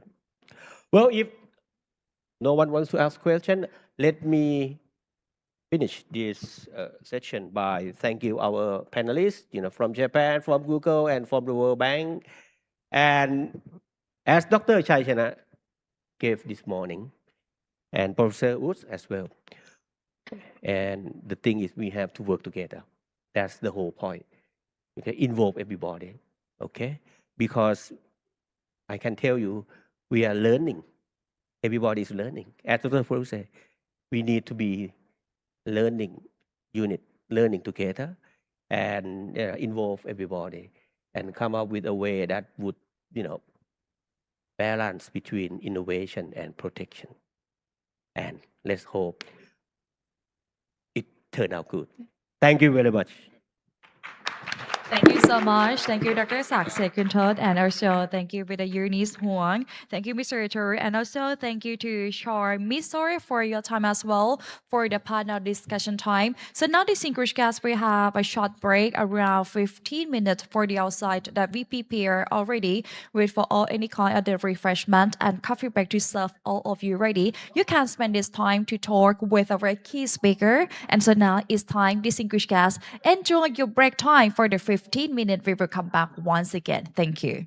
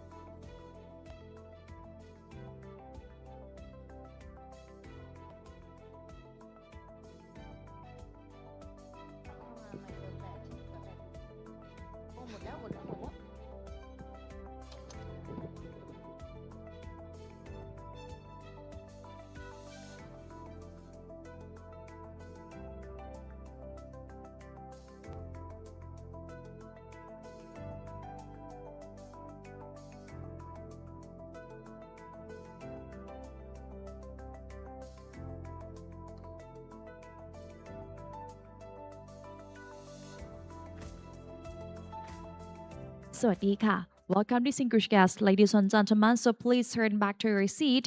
Up next, we will move all of you to join. This is our session 7. So please do not hesitate to turn back to your seat. And now, if you join with the coffee break and refreshment, you can bring it all to eat inside in this room activity. Thank you for your kind cooperations. Distinguished guests, ladies and gentlemen, right now we would like to welcome all of you. Please turn back to your seat. Up next, we will come up for this session 7. So please welcome all of you. Please turn back to your seat. Thank you for your kind cooperations.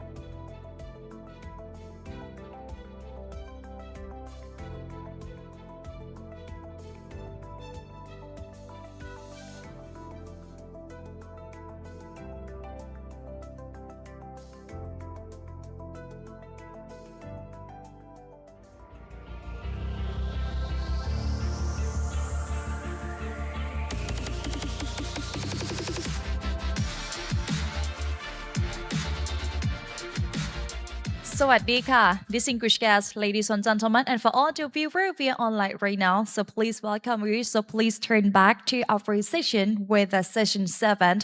So now this time, distinguished guests, for this topic with the AI governance for sustainable development, education, sovereignty, and justice. This specialized session features a series of concepts, research-driven presentation from our distinguished AIGPC expert fellow. Each sharing will deliver high impact for the 10 minutes per person in insight, highlighting how structured AI governance actively advances digital sovereignty, upgrade education, and ensure justice and social inclusion, with each expert sharing critical insight on how AI governance can advance sustainable development. Now, this time, we would like to welcome our first key person to be here on this stage, and his title is Chief Executive Officer, Sastri Company Limited, Special Lecturer at Chulalongkorn University, and also Specialist ESG and Management. So now it's time, distinguished guests, please give a big round of applause for welcome Dr. Kano Kanchanapur on the stage. Welcome.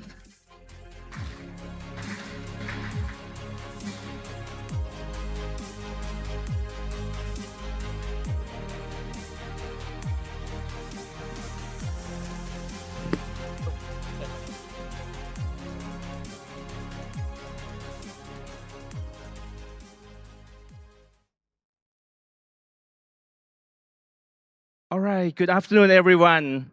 Good afternoon. So it is my pleasure to share the insight of my article to all of you today. And my article is AI governance is the new G in ESG, why artificial intelligence has become a material ESG risk. So we combine the topic about AI and sustainability together. And first of all, in my paper, it's not like a big research paper. It is an article paper to provoking thought and create awareness on how AI governance related with ESG issue. But first of all, let's go to the big question. What is ESG? ESG is not just about charity or CSR. I mean, most of the people now understand what is ESG, but to be on the same page, we need to make sure that ESG is the new things that is not just the optional things to do. It is just not just campaign for saving the earth, and it is not just about carbon reduction only.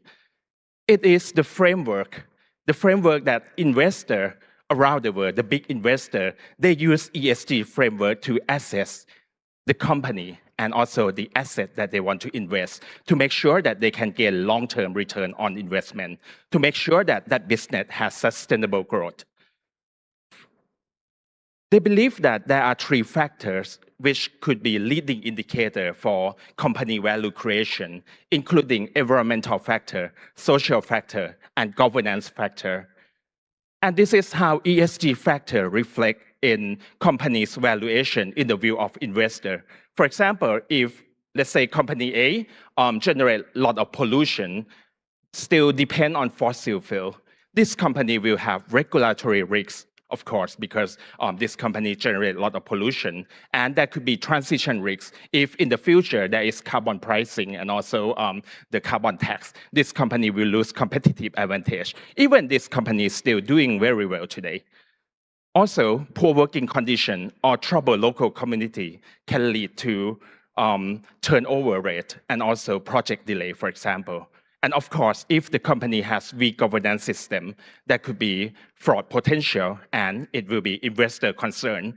So these are ESG factors that may not directly related with financial performance, but it could be leading indicator to show that this company has high risk, high volatility, and also the valuation will be discounted. On the other hand, if the company do well, like company B, if the company do well in ESG, it is likely that this company will have better resilient, stronger long-term value, and the investor can allocate more weight in investing in this type of company. This is about ESG. And how AI connect with ESG? First of all, it is good opportunity that AI can drive ESG further by enhance and enable environmental factor, like to have the data to monitor the carbon emission and think about energy optimization to reduce the use of energy, for example. In social factor, AI can help with inclusion, help with health and safety and other factors as well. And in governance, create transparency, create more engagement between stakeholders. But there are also risks with AI as well. When the company deploy AI in their operation, and when the machine makes a mistake, who takes the blame? And when we talk about the blame, it might not be a good word, but actually, when there is a mistake, there should be someone who responsible and accountable for it. And if the mistake create liability, like harmful to customer or create some damage to other people, that can be the risk to the company. In the past, this question is very easy because human is the main actor in the company. Even though AI is used as an assistant, but there are clear boundaries that who order the AI to do something, right? But nowadays, AI become more autonomous. AI act as independent agent, and sometimes it act without human control. That could be the area that we need to think about the risks. So in ESG governance factor, there are many factors to think about, but one of the factors that I want to convince everyone to think about is AI risks and governance, which will be more and more important. There are examples, for example, algorithmic bias that AI have. For example, AI may draw the information, the idea and logic from the bias and discriminatory pattern in the data when they try to look for the data in many places. And when a company deploy AI in customer-facing chatbot, for example, if AI somehow give an answer that harass or discriminatory response due to this embedded bias, this will be the problem for the company because company can be sued. And I mean, the customer or the user who interface with AI, they don't care whether it is AI or human, but it is on behalf of the company. Risk number 2, maybe it is about intellectual property infringement. There is one concept called memorization. Sometimes AI just get the data from many places, especially the picture, maybe the text or image, and they just memorize it, and it can violate copyright. And some AI firm or some company, maybe marketing company or marketing department in a corporate, use AI for campaign, for creating image or advertisement. This can be another risk as well. It can lead to lawsuit in terms of intellectual property. Risk number 3, I think this is interesting because nowadays we talk about physical AI or embodied AI. It is the new trend this year. It raises the question of physical safety. Humanoid or maybe autonomous vehicle, something that can do their mobility alone without human control, is moving from structured environment to unstructured environment, like the picture. In the structured environment, it's like in the manufacturing plant, so people and robot is separately stay. We do not like interact too much together. But in unstructured environment, like in public area, when there is like humanoid or maybe some robotic stuff with AI intelligence, there could be a problem. Because when AI think, they think different from human. They draw upon the numbers and the data, not actual experience that they have with the world. Think about delivery robot. It can crash to pedestrian anytime if we do not have a good control. I mean, nowadays we have these kind of things, but it is not implemented in a massive environment. We still have few of them. But if it is common things that we use this kind of vehicle to deliver stuff, so what should be the control?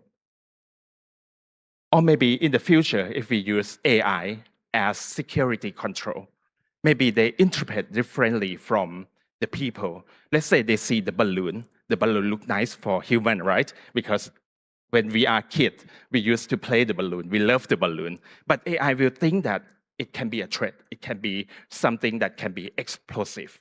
So this is something that we need to think about the framework, how to make sure that they can think in the way that human context.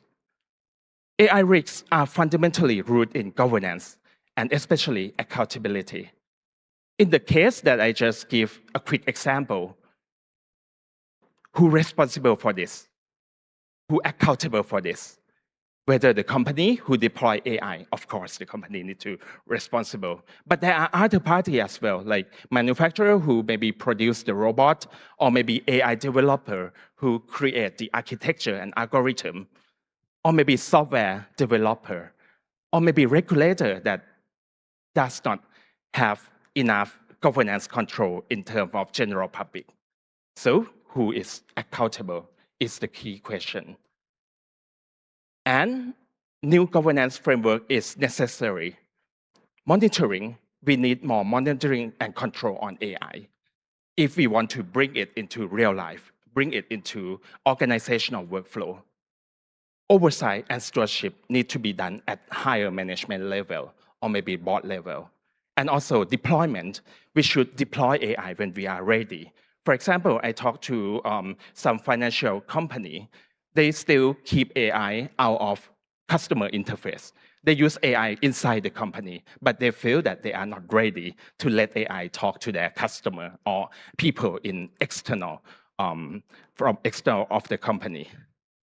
So my conclusion is treat AI governance as a board level ESG issue and capability, not just an IT control, because this issue will impact the company more than we can think of. In the age of AI, the strength of AI governance will define trust, resilience, and long-term value of organization. Thank you very much. Thank you so much. Thank you, Dr. Kanok, for your time. Anyone, so please give a big round of applause. Thank you. Thank you very much. All right. Up next, we would like to invite our next key person, but for today that he coming where online. And so now it's time we would like to introduce and explain with his title. For his title is Managing Director, Master of Science Instructor, Sirirat Hospital, and Head of Medical AI Kaliwat, Thailand. So now it's time, distinguished guests, please give a big round for Kun Piyalit Itti Chaiwong. Please welcome.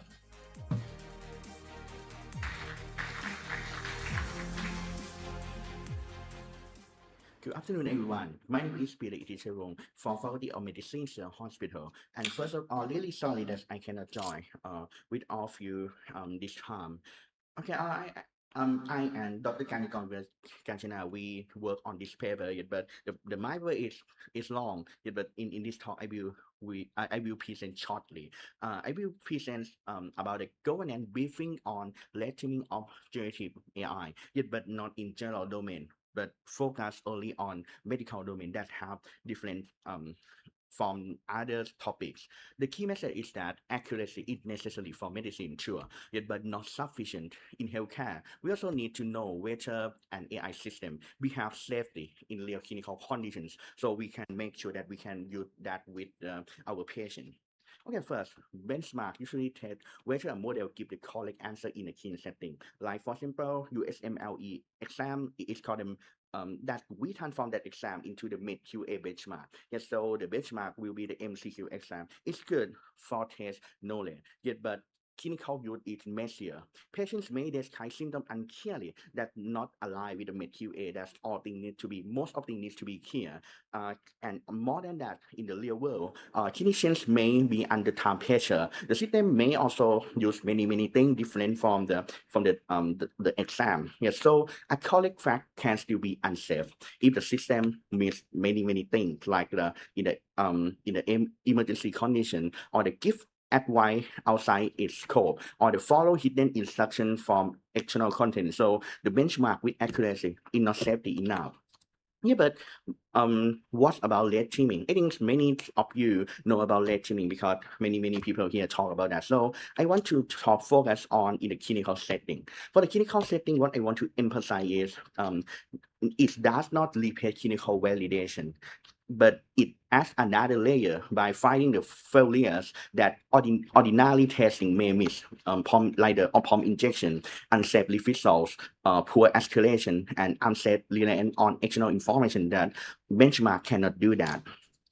Okay, and our paper based on 16 source from 2025. Why? Because we start on the early of this year, and understand the paper have many paper come after that. Yeah, so it's maybe not updated, but I think it still give you like some guiding what happened with the last year. The source include empirical studies, frameworks, datasets, and governance papers. They cover patient-facing chatbot, literal augmented system, pump injection, listening safety, and policy approach. The evidence is very heterogeneous, so the number here should be read as directional signal, not true estimates. Yeah, but I think for this year that not including paper, I think we may have lower heterogeneity that we will talk later. Okay, but where evidence is concentrated. Okay, although we have many AI, but AI that talk about the red team, I think it really concentrated in the tech-based LM chatbots. That is useful, yeah, but it still have limitation, yeah, because in fact nowadays AI for the medicine have many things, right? For example, now we use multimodal language model, we use in imaging AI, we use at the electronic health record co-pilot or the surgical planning tool, and many things. So it may fail in a different ways, but as I say, last year maybe not have much paper in the red team in medicine, but this year have many. So, but I think, as I say, we still see some trend. So governance should avoid applying chatbot evidence too broadly. Testing needs to be specific to the system and the workflow. But I think you can apply with the what I talk. Okay, there are many patterns. The pattern one that we see clinically material failures. What is that? Okay, across expert and physical review studies, we see inappropriate, problematic, and unsafe outputs appear at meaningful rates, as you can see. The exact percentage, yeah, it differ by study, but as I see, most of them is consistent. They are not only theoretical list, so we need to be careful, especially for the high risk task. Yeah, but what I want to say to you, all paper here is not here, but this year is better significantly, but still have many points that we need to concern. And the second thing, it's not about just only about the model accuracy model knowledge about in medical field, but it's about security vulnerability, especially prompt injection. As you know, for the cybersecurity system in hospital sometimes maybe weaker than other system like finance. I think all of you know that. So prompt injection happen many times. Yeah, when especially now that many hospitals connect their system with the internet. Yeah, because the many health positions want to use large language model. And so after they open, so it makes problem about the security in this part. For the clinical AI, it can become a patient safety issue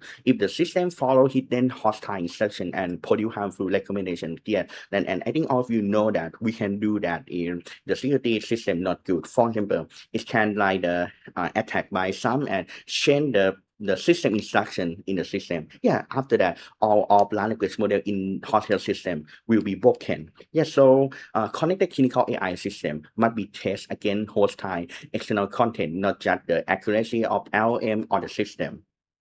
And I want to emphasize again, accuracy does not equal safety. The third pattern is that these two things are different. Accuracy asks whether the facts are correct or not. Safety asks whether the system behave appropriately. So I mean that, for example, a model can retrieve correct information, but still fail to control scope, talk many things here, but not the things that we want. That will escalate risk, and make the clinical worsen because it depend on the long information. Yeah, but how to handle that? Many people talk about RAG, retrieval augmented generation, or the other grounding technique, but I want to emphasize that some people say RAG solve hallucination. No, although you use RAG, it still have hallucination, especially for the medicine field. So we need to see about this pattern to be more careful. And the pattern 4, correct looking is not enough. Yes, sometimes the final answer look plausible. Oh, it's very good answer, but listening behind it is unsafe. Like you can see, if you ask some question, answer you very good. Yeah, but when you ask reference, the reference is not there. So yeah, it's hallucination. More than that, sometimes, especially for the medicine field, it's answered correctly. Yeah, but when you click the thinking test, like in the listening model, it will explain how it's thinking. Yeah, but that way of thinking is wrong. So for the medicine, we need to be aware about that, because if sometimes medical students read that and misunderstand. I mean that medical student may answer correctly, but the reason is wrong because the model is hallucination for the thinking test. So for the high risk use, evaluation should consider not only the final answer, but also how the system handle uncertainty, how the system have the listening test, and how about the reference that they are correct or not. Pattern 5. Generative AI system change over time. Models, prompt, retrieval, content, guardrail, interface, and many things, tools, all the harness. So small change may alter safety behaviors. This means one-time testing is not enough. Material update should trigger retesting all time. Yeah, but I mean the significant change need to be tested. Okay, and I just want to summarize what I just discussed. You can list more in the paper. The top row show 5 paper that we just discussed. Failure less, security vulnerable, accuracy versus safety, listening hazard, and diff. Yeah, and also for the bottom row, you can see we still have 3 gaps about the modality, local context, methods, and yeah, so the policy message is calibrated. The evidence support action, but letting should be triggered first to high risk use.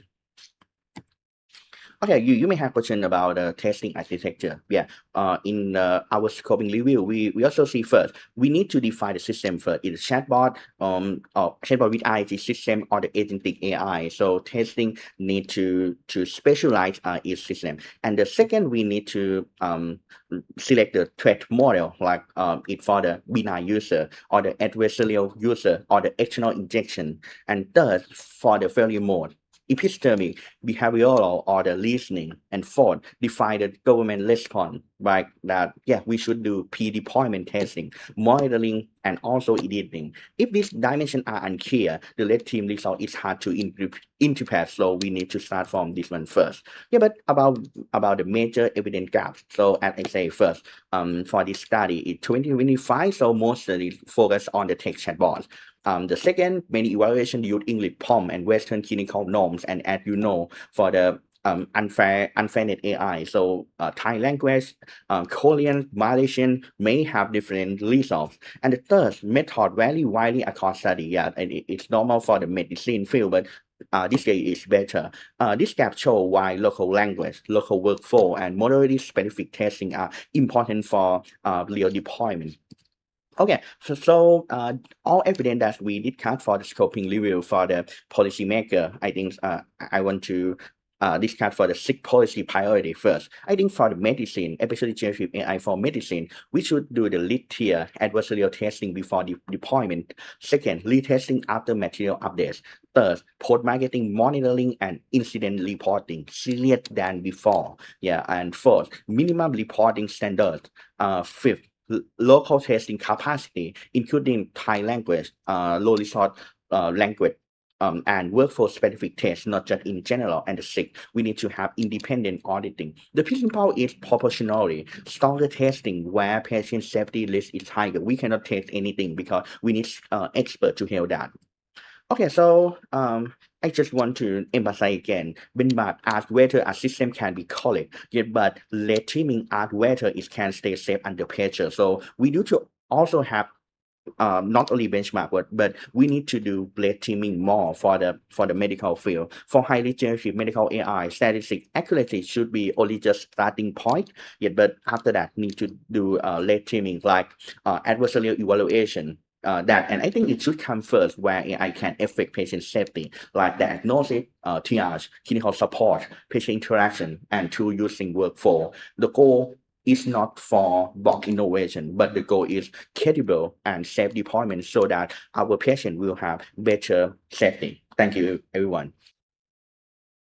Thank you so much. Thank you to Dr. Piyalit Itti Chaiwong for sharing us with about the experience and the solutions. So now, distinguished guests, for up next, we would like to invite and inform all of you for his title with the Principal AI Emergency Journalist at the Kasikorn Business Technology Group, or KBTG. So now it's time, distinguished guests, if all of you are ready, please give a round of applause for welcome Dr.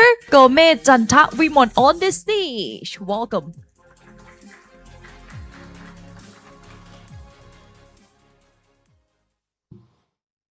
Okay, สวัสดีครับ Hi everyone. My name is Gomez Chanda Vimon. So I'm Principal AI Evangelist.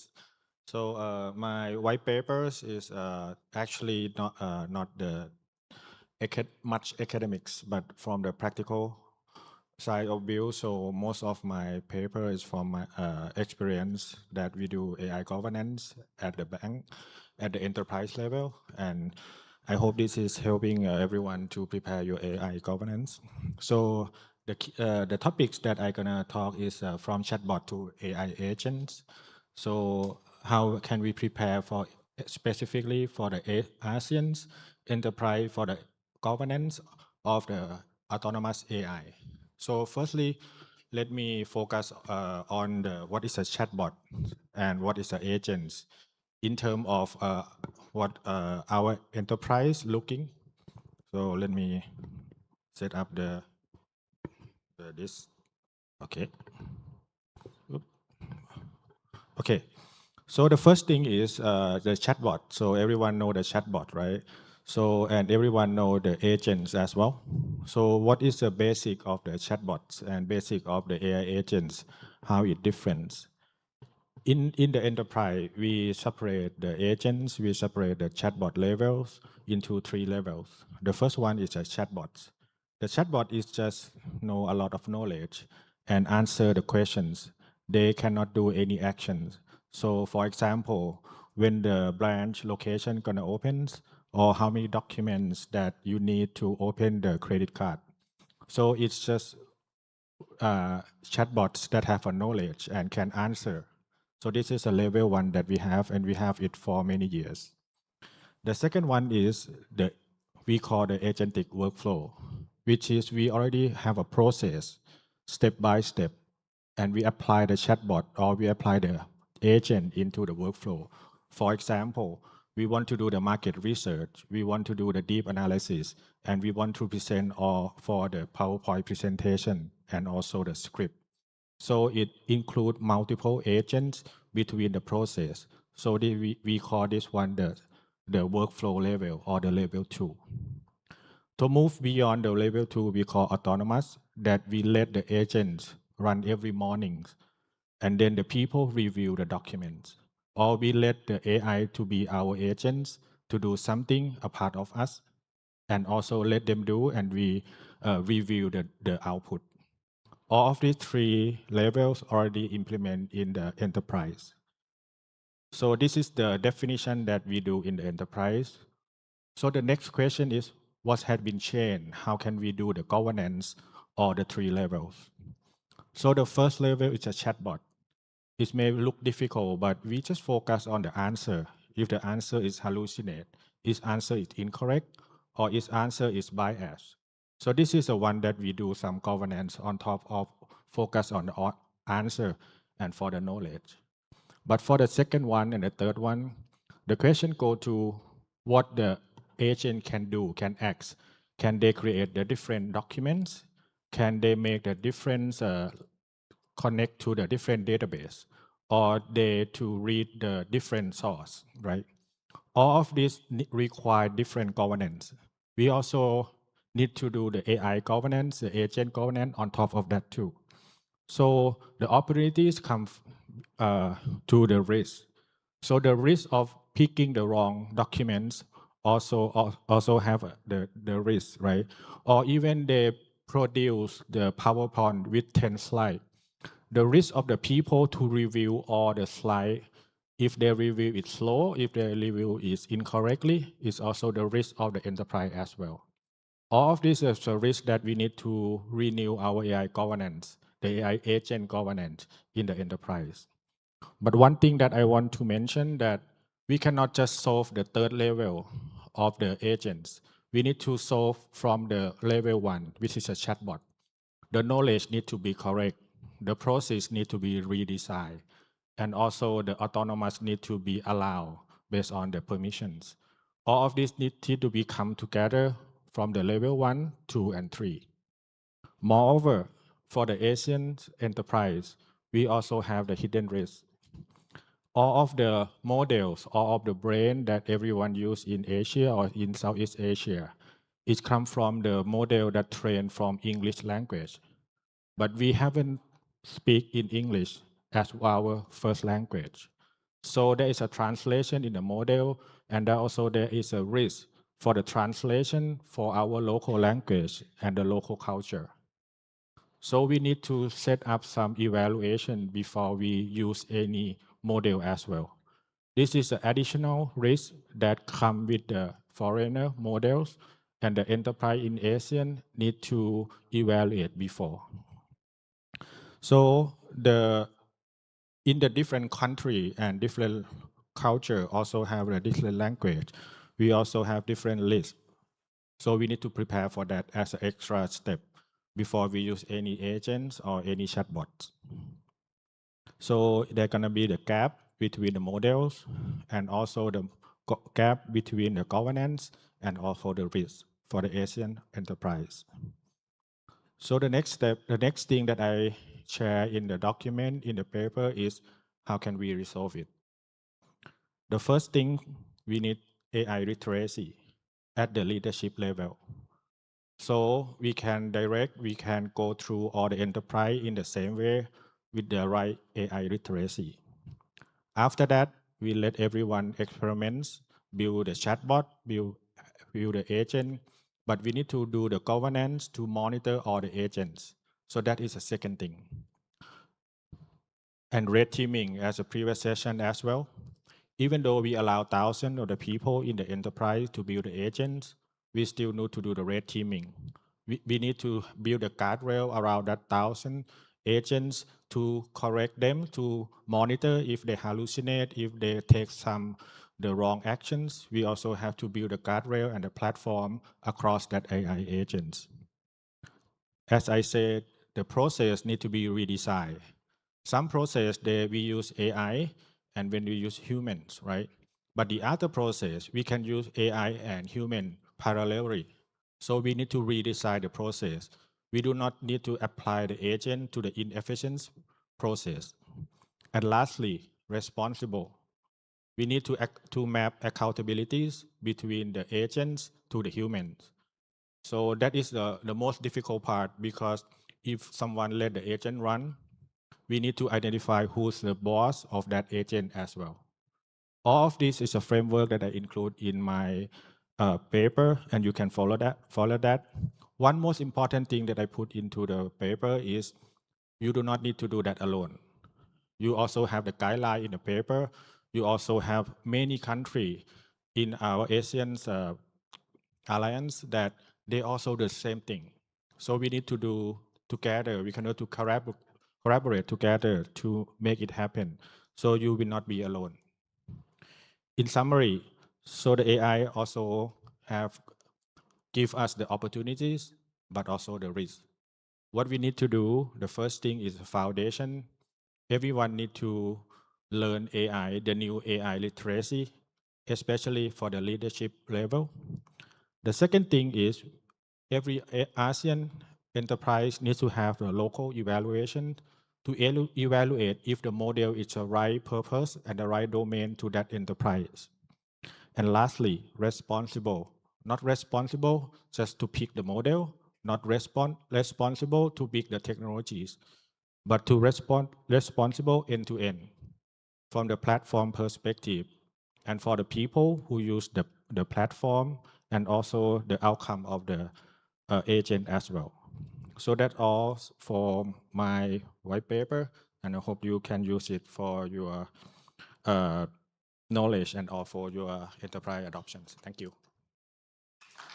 Thank you so much. Thank you, Dr. Gomet Janta Vimon, Principal AI Evangelist at Kasikorn Business Technology Group, or KBTG, for sharing us. So now, up next, distinguished guests, we would like to invite our next key speakers, and her title is Professor in Charge of the Bachelor of Public Administration, Innovation Management, University of Payao. Now it's time, so please welcome Assistant Professor Dr. Namtip Samershia on the stage. Welcome.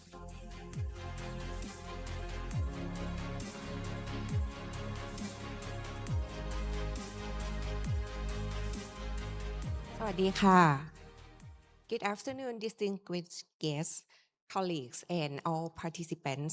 My name is Namtip Samershia from University of Payao. I'm a lecturer in Public Administration program. So I live far away from Bangkok, 600 kilometers. And today, what I would like to present is an ongoing project on AI governance. So the idea I present today are part of the project that I mentioned. And I am currently developing the project to study at the implementation level. So some points that I present today may also highlight some points that Professor Urs present in this morning session. So let me begin with the number 52. In 2024, United Nations E-Government Development Index, Thailand ranked 52nd out of 193 countries and was classified in the very high e-government development group. I don't want to separate the digital government and the AI governance. This should come together. So this tells us something important, that Thailand is no longer at the beginning of digital government transformation.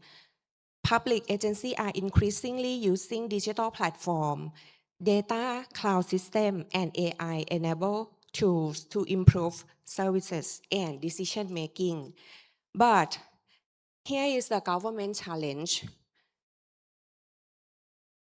Being digitally advanced does not automatically mean being AI ready, secure, or sovereign. AI can help government analyze data, improve public services, allocate resources, and respond faster to citizens' needs.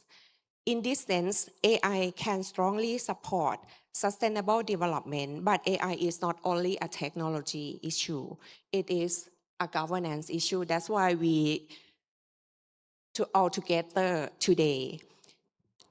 So when AI is used in public services, health, education, welfare, taxation, or security, the question is no longer only how can government use AI, but the deeper question is who controls the data, who audits the algorithm, who is accountable when AI support public decisions. As other presenters also mentioned these points, these questions are the starting point of my current study. If AI is used without proper governance, it can create serious risk, bias, lack of transparency, privacy violations, cybersecurity threats, overdependence, and external digital infrastructure and public distrust. Therefore, for sustainable development, I would highlight 3 priorities. First one, trust. Citizens must know how AI is used in public service, what data is used, who is accountable, and how decision can be questioned or challenged. Trust does not come from technology alone. Trust comes from transparency, accountability, and human oversight. But actually, the transparency and accountability is the terms that the Thai government familiar with. It's happened in the concept of good governance also. The second one, the security. As governments rely more on AI, big data, and cloud system, public infrastructure becomes more vulnerable to cyber and data risks. AI governance must include cybersecurity readiness, risk assessment, incident response, and continuous monitoring at high-risk AI system. Third, sovereignty. These terms might be unclear now. Governments need meaningful control over critical data AI system and digital infrastructure. This does not mean rejecting international cooperation.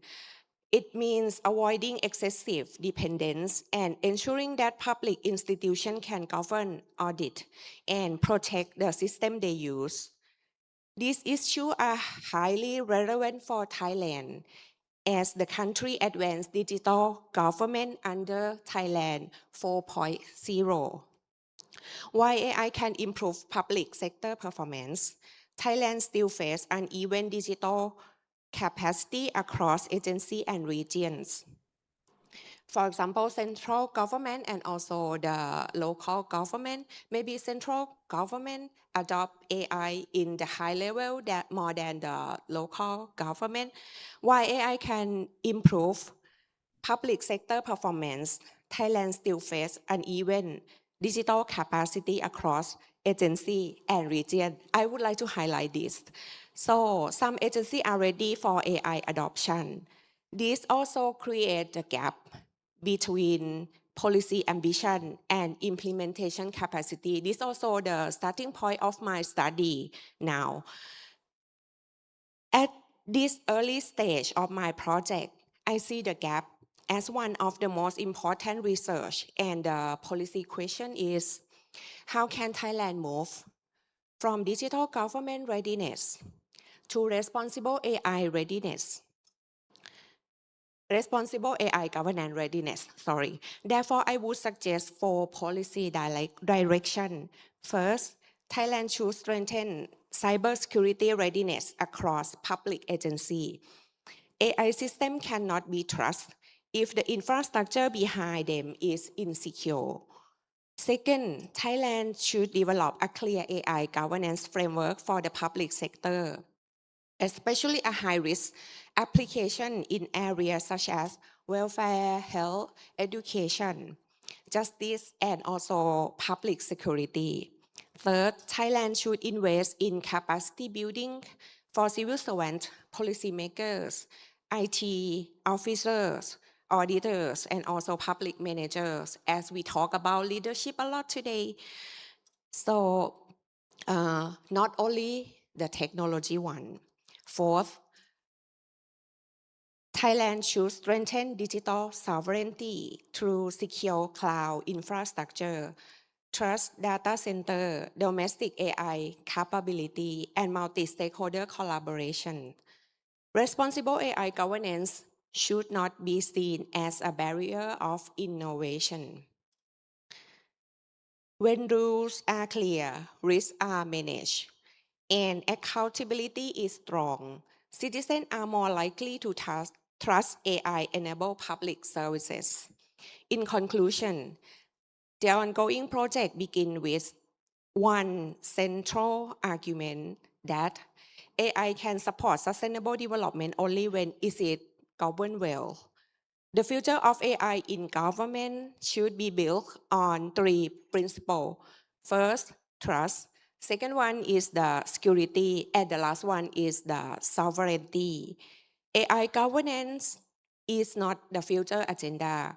It is already a present responsibility. The question for us is not whether AI will shape government. It already does. But the real question is, will we shape AI governance in a way that protect public values, strengthen institutions, and support sustainable development for all? Thank you very much. Thank you so much. Thank you, Assistant Professor Dr. Namtip Samuel, for your time. Distinguished guests, before we introduce for our next key speakers, we would like to inform you what our next key speakers. She's come up via online, and her title is Senior Research Fellow Digital Law and Infrastructure Regulation, Thailand Development Research Institute, or TDRI. Now it's time. She's ready. Please welcome Dr. Sarinthorn Thong Min Suk. Welcome.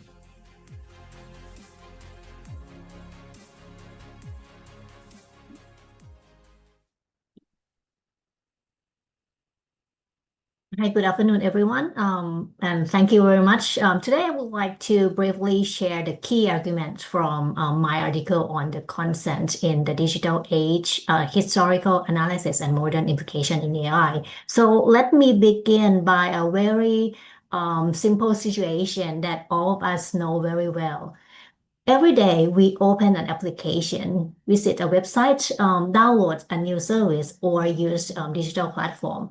But before we can continue, we are asked to click something like, for example, I agree, accept all, or allow. So legally, this click is actually very powerful. It's supposed to mean that we understand what will happen to our personal data. It's supposed also to mean that we have made a free and informed choice, and it's supposed to represent our autonomy. So in reality, most people don't really read privacy notices. So even when they read them, they may not even fully comprehend them.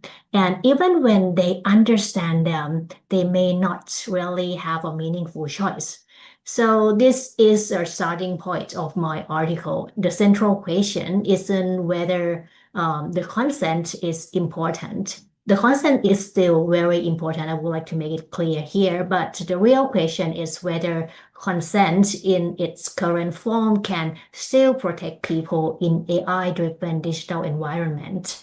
So historically, consent emerged from a very long ethical and legal idea. Its roots are often in medical ethics and human subject research. After the experience of coercive and abusive experimentation, informed consent become a standard for human dignity. It means that individuals shouldn't be treated merely as the objects of experimentation. They must be informed, they must be free to decide, and their decision must be respected.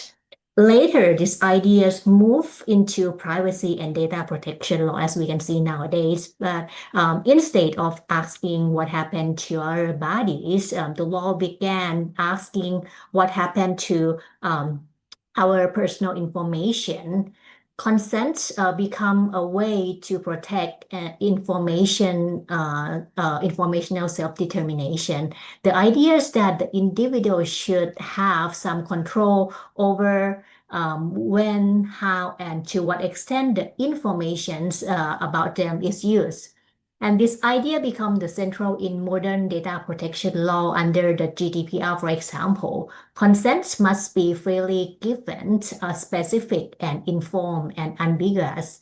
It must also be possible to withdraw it. In legal language, this sounds very strong, but the problem is that the digital environment has changed. So consent today often operates in the world of complexity, dependency, and imbalance. So what happened that we can see nowadays is that what we call information overload. Firstly, privacy policies are long, technical, and difficult to understand. They are written in the way that just to satisfy the legal requirements, but not always to support real human understanding. So we have a strange situation. Formally, information is provided, but practically, people remain uninformed, and this creates a gap between legal compliance and meaningful autonomy. The second problem is the power imbalance. In theory, users can say yes or no, right? But in practice, the choice is often not that equal.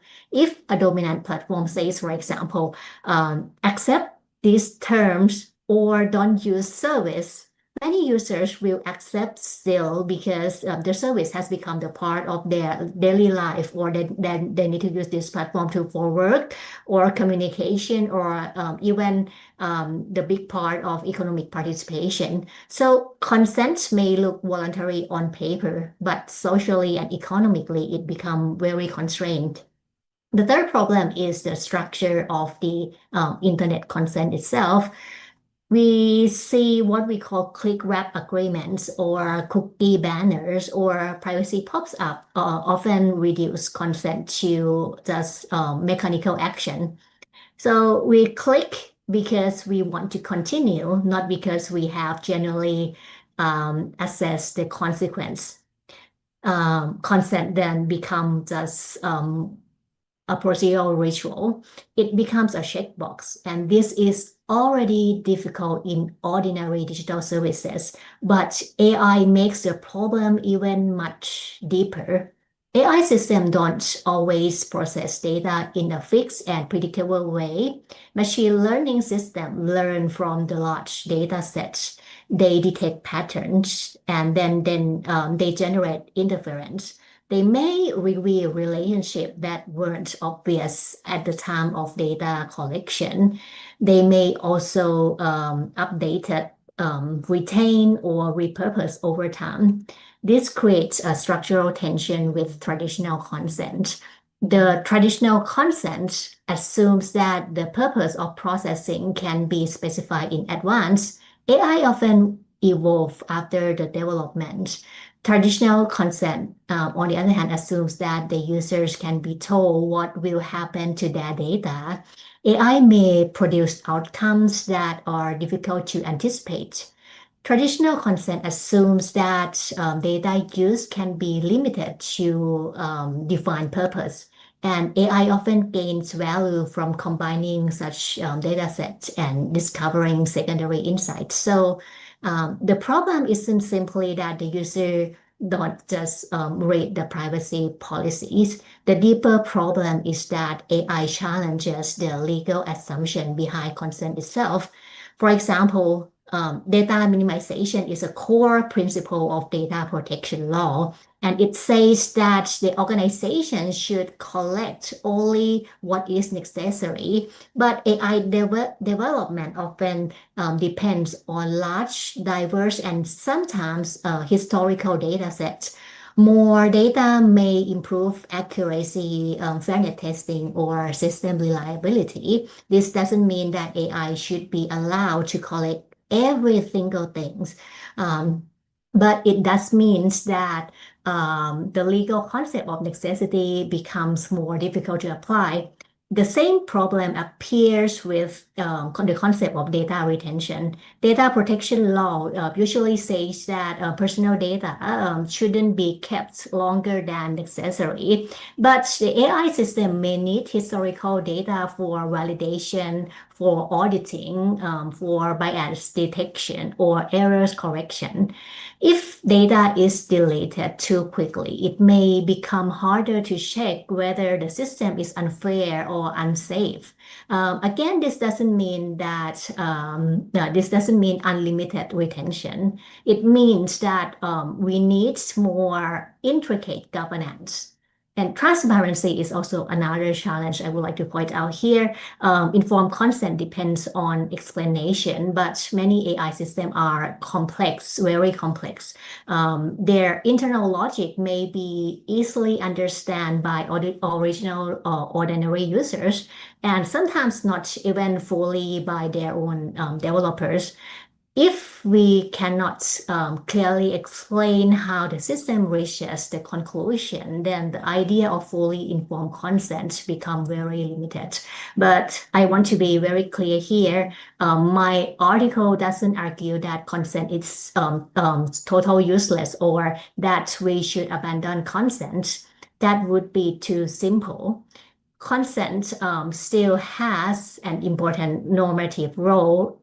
It reminds us that individuals aren't just data sources. They are the rights holders, right? And they should have agency. They shouldn't disappear inside the automated system. The real task is to recalibrate the consent in the AI age. So in my view, consent should move away from one-time transaction and become the part of adaptive governance. This means that consent shouldn't end at the moment a user click. I agree. It should be connected to the actual life cycle of data processing. If the purpose of processing changes significantly, users should be informed again. And if data sets are combined in a fundamentally new way, there should be a renewed assessment. And if an AI system moves from assisting human decision making to making fully automated decision with significant effects, users should have a meaningful opportunity to reconsider their authorization. And this is not about asking the user to approve every single technical adjustment. That would be unrealistic and burdensome. The point is to identify the material changes that matter for rights, risks, and expectations.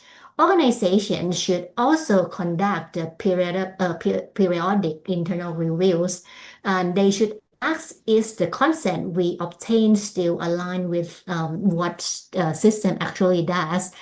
Or that they should question, are we still using data for the original purpose? Or has the model changed? Has the risk level changed? Has the impact on user change? And this is where AI governance become important, and consent alone cannot carry the full burden of data protection. It must be supported by accountability, documentation, impact assessment, human oversight, and meaningful user engagement. So technology can also support better consent. For example, instead of long privacy policy, organization can use layer notices or interactive dashboard or contextual alerts and user-friendly privacy controls, AI itself may help users understand the changes in data uses or alert them when the system risk profile changes. So the future of consent should be the better governance design. So the future of consent should be better this way, and for Thailand and the wider region, I think the discussion is especially important. Many countries are trying to promote AI innovation while also building the public trust. So if people feel that AI system extract the data without meaningful control, the trust will be weakened. So I think the challenge is the balance between the regulation and also the meaningful control by the user. So the challenge is therefore how to achieve that balance. So we need a framework that protects autonomy without making AI development impossible. And we need consent that is meaningful but also realistic.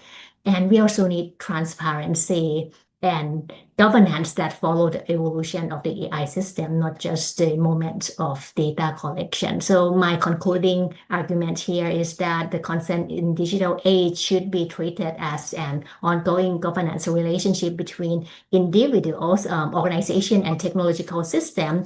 And AI doesn't make consent irrelevant, but it does force us to rethink what valid consent should mean. And if consent is to remain meaningful, it must become more dynamic and more contextual and more closely connected with how AI system actually operates. Only then can consent continue to serve the original purpose of protecting human autonomy and dignity. Thank you so much. This is Consent in the Digital Age. Thank you so much. Thank you, Dr. Sarinthorn Thong Min Suk, Senior Research Fellow, Digital Law and Infrastructure Regulation, Thailand Development Research Institute, or TDRI. Up next, distinguished guests with our last two key speakers. Up next, his title is Legal Consult at Alongkorn Business Law Company Limited. And now it's time, distinguished guests, please give a big round of applause for welcome Assistant Professor Dr. Somchai Ratana Shuskun on the stage. Welcome.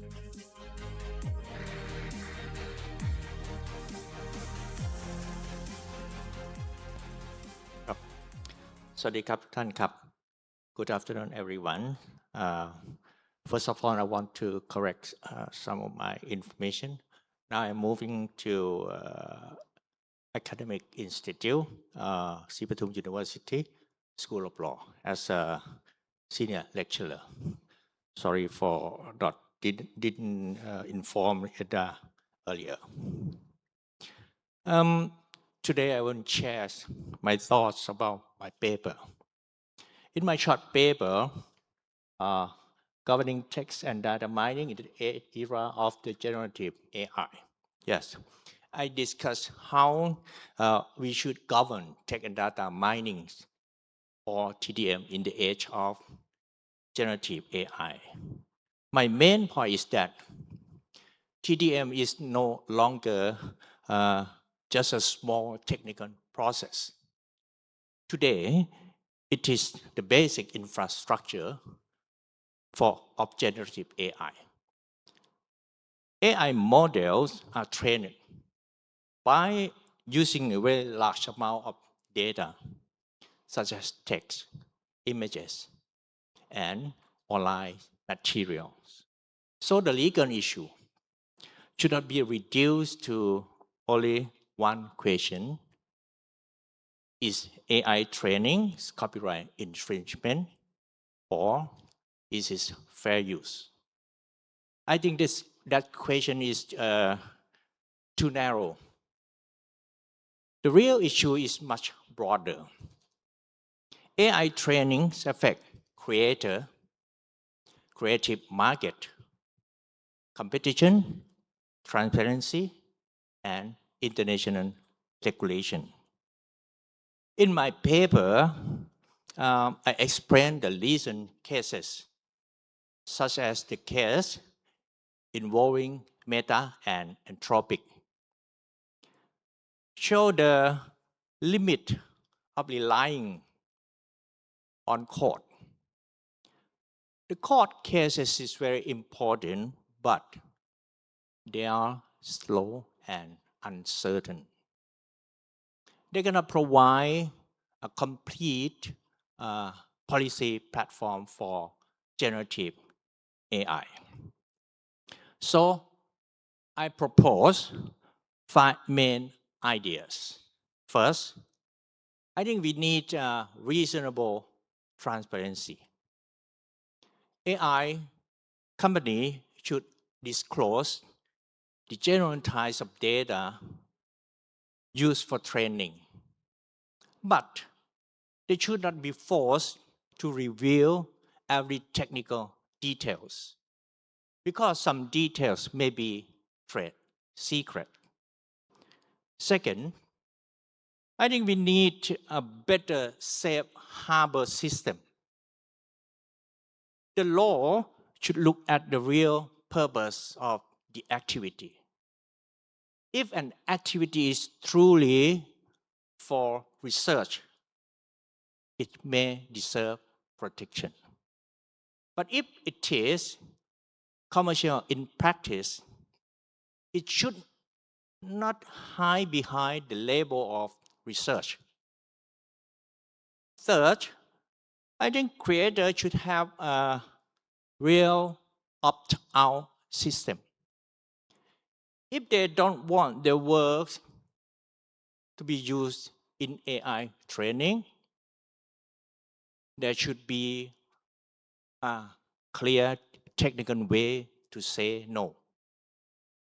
The fourth, I think we need to protect online visibility.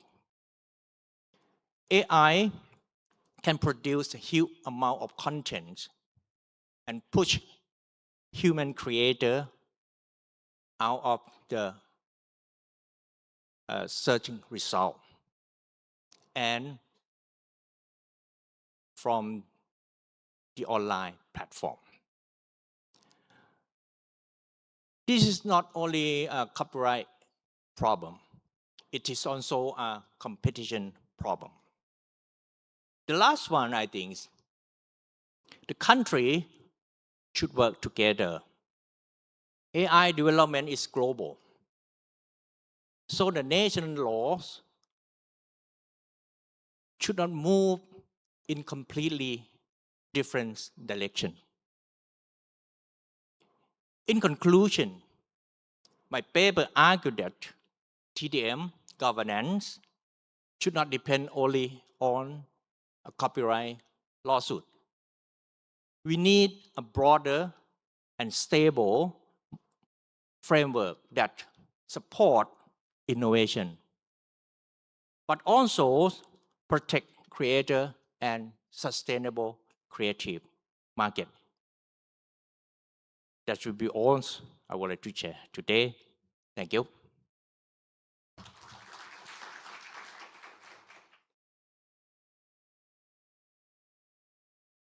Thank you so much. Thank you, Assistant Professor Dr. Somchai Ratana Shisakun for your time. And so up next, distinguished guest, this is our last key speakers will be here on the stage, and his title is Chief Digital Transformation Faculty of Engineering, Mahidol University. So please give a round of applause for welcome Assistant Professor Dr. Sotarat Thamma Busadi on the stage. Welcome.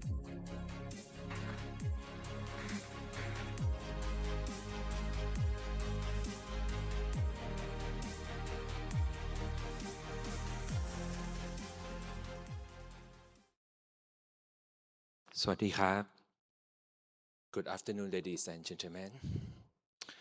First of all, it's my great honor to be here today and also my privilege to speak as the last person. After listening to all the insightful sessions before me, I will not repeat too much theory. Instead, I would like to close with one practical question. If AI becomes part of every organization, how do we make sure that AI can be trusted? My name is Sotarat Thamavusidi. Now I'm currently serving as an assistant dean of digital transformation of the Faculty of Engineering and Pedro University. And also my work focus on data governance, AI governance, PDPA compliance, and digital transformation and organizational change. But if I explain my work, I explain my work in one simple simple sentence.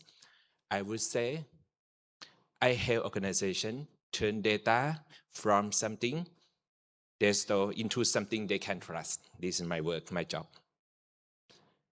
And in the age of the AI, this is becoming more important than ever. Today, many organizations are excited about AI.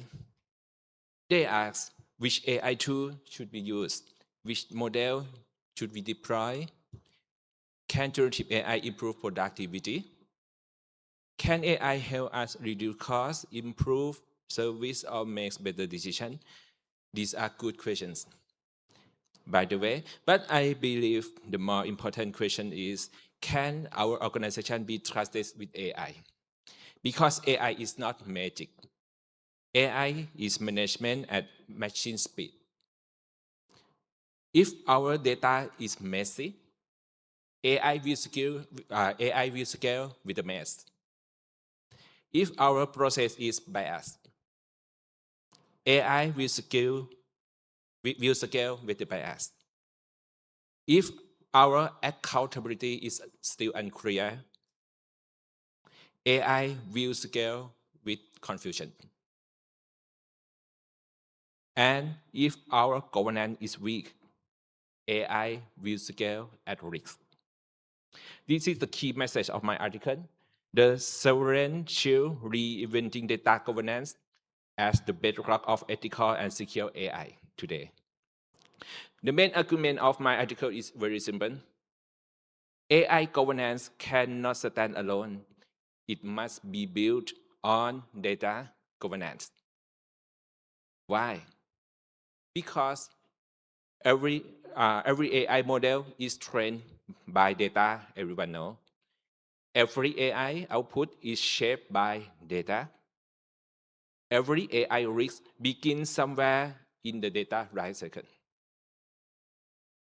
So, if we want ethical AI, secure AI, and legally compliant AI, we must start with governed data. In the past, unfortunately, many people saw data governance as a back office function. A policy document, a committee member, the data catalog, compliance checklist. But in this era, in the AI era, that is no longer enough. Data governance must move from paper to practice now, from manual review to automated control, from annual audit to continuous assurance, from who owns this data to can this data be used safely, legally, and ethically by AI. This is where the idea of data GovOps becomes important. Data GovOps means embedding data governance directly into normal business and technology operations, not after the system is built, not after the model is deployed already, but from the beginning, inside the workflow, inside the data pipeline, and also inside in the AI life cycle. For example, before an AI model is trained or deployed, the system should automatically check. For example, does this dataset have proper lineage? Does it contain unmasked personal data? Is the consent still valid? Is the data allowed to move across borders? Does it violate the residency requirement? Does the model use data from approved source? Are there signs of bias, drift, model drift, or unfair outcomes, for example? If the answer is still no, the deployment should not continue. This is not about slowing innovation down. This is about making innovation safe enough to scale. And this brings me to one of the important concepts in my article, policy as code. Traditionally, policy is written in human language, stored in PDF file, approved by committee, and sometimes, unfortunately, it is rarely read by the system. But AI systems do not read policy documents. So the future of governance is not only policy, the future is executable governance. Policy at cost means translating governance rules, legal requirements, privacy principles, and security control into machine-readable rules that systems can enforce automatically. For example, instead of saying in a policy document in one statement that only authorized personnel may access sensitive data under approved conditions, we can also translate that into system rule. For example, the user must belong to the approved department, the data must be classified as usable for this purpose, the consent must be valid, and so on. This is powerful because policy is not longer just advice, policy becomes a part of the system. That's why governance must become executable. But we must be careful. Automation does not remove human responsibility. Automation can enforce rules, but humans must still define the values. Humans must still review high-risk decisions. Humans must still be accountable when AI creates harms. So the right model is not human versus machine. The right model is human accountability supported by automated governance. So the opportunity is this. Organizations should not wait for every law to become final before acting. They should build governance by design right now. The best strategy is to use strong global principles as the baseline. For example, privacy by design, risk-based AI governance, data lineage, human oversight, accountability, security by design, blah, blah, blah. This is not just about avoiding penalties, it's about protecting trust. Without trust, user will not share data. Without trust, regulator will not allow scale. Without trust, organization cannot responsibly innovate. So, as the final speaker today, I would like to leave everyone with 3 closing messages about my articles. The first one is, do not start AI transformation with tools. Start with trust. Before asking which AI platform should we use, ask what data can we trust? What risks must we control? Who is accountable? And what should never be automated without human judgment? This is the first one. The second one, governance is not brake. Governance is the steering wheel. A brake only stops the car, but a steering wheel helps us to move faster and also safer and in the right direction. Good governance does not kill innovation. Good governance makes innovation scalable. The third one, responsible AI must be engineered, not just announced. It is not enough to say that our AI is ethical. It's not enough to publish principles. It's not enough to create just committee. So I will leave you with this final thought. AI is only as responsible as the system behind it. The future does not belong to organizations that just use AI. It belongs to those who use it safely, legally, and humanly. Thank you very much. Thank you so much. Thank you. With our last key speaker, with Assistant Professor Dr. Sotarat Thammabutsadi for your time. So now, distinguished guests, we come up with our last session for for the first today. So now, distinguished guests, before we move all of you to joining with the exclusive dinner time, we would like to invite our next key person. And so before, we would like to say thank you for all of our key speakers. Once again, anyone, please give a round of applause for one more time.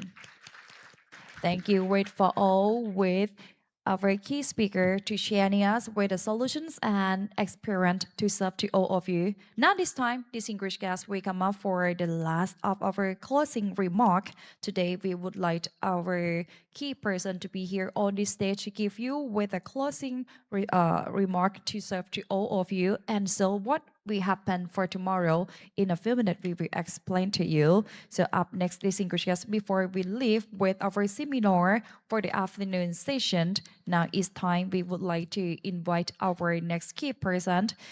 So please give a round of applause for welcome once again with Professor Dr. Ernst Grazer, IPAP Chairperson, AIGPC, Dean School of Social Science and Technology, TOM, on the stage.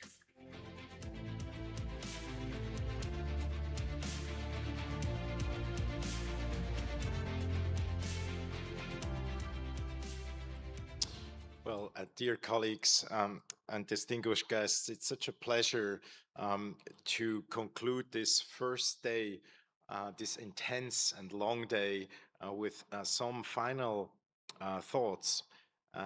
And, you know, just reflecting on the day, we started with the question of guardrails and how we can enable AI innovation while also making it safe and responsible. And over the course of the day, the conversation became more concrete and in some ways also more operational. We moved from principles and global frameworks to real-world implementation, to use cases, to lessons learned, from responsible AI at scale, particularly now in the last session, also towards application areas such as education, medicine and health, public administration, justice, sustainable development, and a special thanks to the expert fellows and colleagues who have presented their fantastic working papers. I've had a chance to preview some of the drafts together with other members of the International Advisory Panel, and I can highly recommend that you download and read the papers. Now, for me, one of the common themes, and the last speaker just mentioned it, that connects all of the conversations today is this notion of trust. Now, let me just add a few nuances maybe, because I think trust is a tricky business when it comes to AI. I don't think our shared goal here can be to simply make people trust in AI. I don't think that's right. Yes, sometimes trust is needed, but sometimes, and we've heard it loud and clear from our fellows and experts, sometimes caution is needed. Sometimes skepticism is needed. So the question perhaps is not how do we create trust in AI? Maybe the better question for all of us is how do we create the conditions on the which trust in AI is justified? And I think that is where governance comes into play. We've heard it, right? Trustworthy AI doesn't come from good intentions alone. It depends, we've heard it just in the previous session again, on evidence, on testing, on monitoring, on good standards, on accountability frameworks, on people in institutions, actually, who ask the right questions. And it also depends on our willingness to revise some of our assumptions when the experiences show that something doesn't work as expected. Just link back to what we heard about the generative AI and the use of AI more broadly in medicine and health. So I think this is the place where trust in AI and trust in institutions actually come together. Most people who are affected by AI will never inspect a model, red team an AI system, or review a training data set or evaluate the processes in which an AI is deployed. They actually will rely on institutions, public agencies, companies, hospitals, universities, courts, professional organizations, standard-setting organizations, civil society, trusted intermediaries. Now I think this is what gives AIGPC, the platform that brings us together here today, an important role, because it can help facilitate trust that is earned, that is warranted. Not by saying that AI should be trusted, but by helping all these different actors that we talked about today, that I just mentioned, to understand when trust is earned, when caution actually is needed, and what kind of evidence and on-the-ground expertise and experience should count. This role of a trust facilitator is especially important in a landscape that will remain diverse and fragmented. And we started with those observations today. You also heard it during the panel that followed in the morning by our colleague from OECD. As we discussed, different countries, different sectors, different organizations will use a whole range of AI governance tools, laws, standards, procurement processes, audits, red teaming, and we will talk about many more in the course of this week. Impact assessments, trainings, awareness raising, and so forth. Now, the challenge in front of us, in addition to learning about which tool is fit for what kind of purpose or pain, as Dr. Chaichana mentioned it this morning, is also how do we connect these different instruments and mechanisms in a way that makes it practical and also credible. Now, my view is that this platform, AIGPC, is well positioned to do exactly that. It can help, as we've heard, to translate some of the global frameworks into actual local, here in Thailand, but also regional practice. It can bring together stakeholders like the people in this room, coming from government, from academia, from civil society, from industry, and international partners as well. So it can support this kind of learning process across sectors, across geographies, importantly also across disciplines. I'm very thankful that we have such a diverse group of fellow experts who presented their work, really coming from different walks of life and different sectors. Now, we heard this morning the idea to build such a capacity, such a platform, the AIGPC. This idea of a governance clinic started roughly in 2021 and became launched in 2022, but there was a process of discussing and envisioning that. Now, I don't think it's just a success story by looking where we have arrived today with all the participants and the amazing work that's ahead this week and the great speakers and contributors.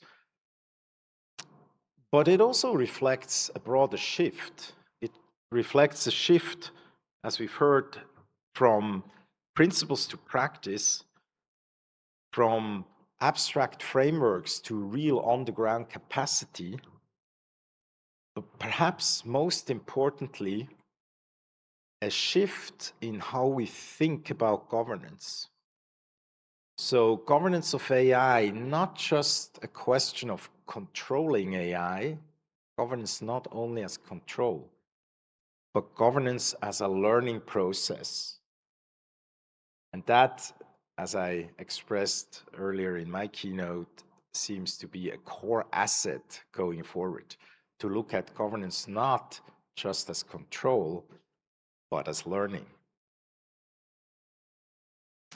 So as I hope I made clear, and I think as we've heard throughout today, the task ahead for us here, locally, regionally, but also internationally, is not to identify a single perfect model of AI governance. The task is actually to build institutional capacity that can keep learning while the technology itself, but also the benefits and the risks that come with it and the use cases continue to evolve. Just as a side note, I've been studying for more than 20 years how young people interact with technology. And one of the key lessons learned there is behavior, human behavior is full of surprises too. So it's not only, I think, that we need to be in a learning mode because we don't know what the next step in technological evolution will be when it comes to AI. We also are only at the beginning to understand and see how people are actually interacting with AI, how they're using AI, for what purposes, in what contexts, with what caveats, with how much reliance or not. So this is also in behavioral terms, early stage, with lots of things we don't know and with many so-called unknowns. So to conclude, responsible AI is not just about trustworthy AI systems.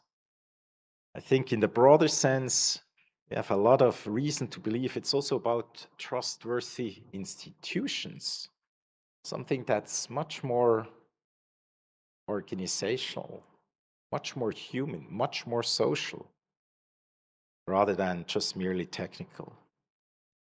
And we learn from history, right, that building trustworthy institutions is hard.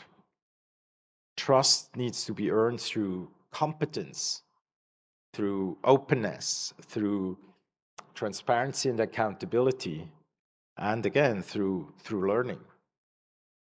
And we also need to keep in mind, as we look at the challenging state of affairs, if you look at the global institutional landscape, that it's remarkable how hard it is and how much time it takes to build trust, and how easy it is and how fast it goes to lose trust in institutions. So the work ahead is tough and significant, but matters more than ever. And so the promise of AIGPC, which is essentially a community platform that brings us together and many more, is really to connect the right dots, as Dr. Chaichena mentioned this morning, and not the right dots because they're wrong dots, but the dots that help us to connect innovation and responsibility, that help us to connect global ideas and insights with local experiences and practices, and that connects also this notion of trustworthy AI with institutional trust. And so let me end how I started today in my presentation with thanks to the ETDA team, thanks to the AIGPC team, to actually all speakers and contributors in this session, to all the partners who have not only made today possible, but who are really core in shaping the path, hopefully, towards a future in which we can leverage these extremely powerful technologies to the benefit of all people, to the benefit of humanity, to the benefit of planet.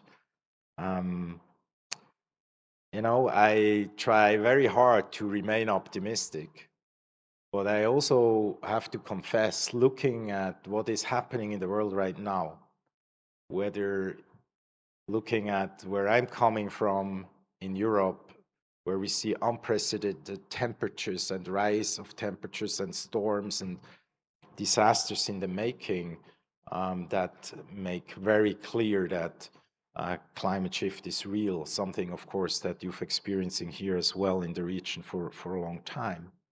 Or whether we read news coming out of the African continent, where we see Ebola crisis just completely spiraling out of control. Or whether we look at statistics that teach us that inequalities, social inequalities are widening. So the list of challenges is enormous, and these challenges are happening right now in front of our eyes, simultaneously in real time. And so there's much at stake to bring to the table not only the best technologies, but also the best institutions where people, again, have reason to trust. So to all of us, thank you and good luck. Yeah, lots of work ahead. Thank you very much.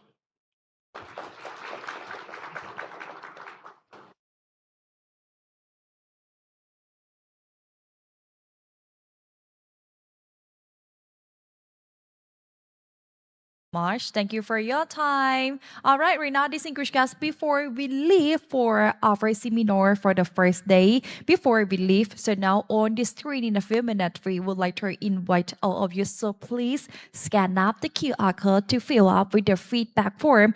And if you have any comment, you can write down with our feedback form as well. So for today, we hope all of you can get for more with the valuable and absolutely that you can get for more with experience from our key speaker as well. Today in as represent and on behalf of the organizing committee, the Electronic Transaction Development Agency and or ETDA, and the AI Governance Practice Center or AIGPC under the Ministry of Digital Economy and Society. We will later express our sincere appreciation to all of our distinguished guests that who's coming to join with our seminar for the first day, and remind once again with our activity for the AI Governance Week 2026. We still have for our fourth day here until 3rd of July. Distinguished guests, for tomorrow, our agenda time with our program, you can check it with the ETDA Thailand fan page, Facebook, and also with the YouTube as well.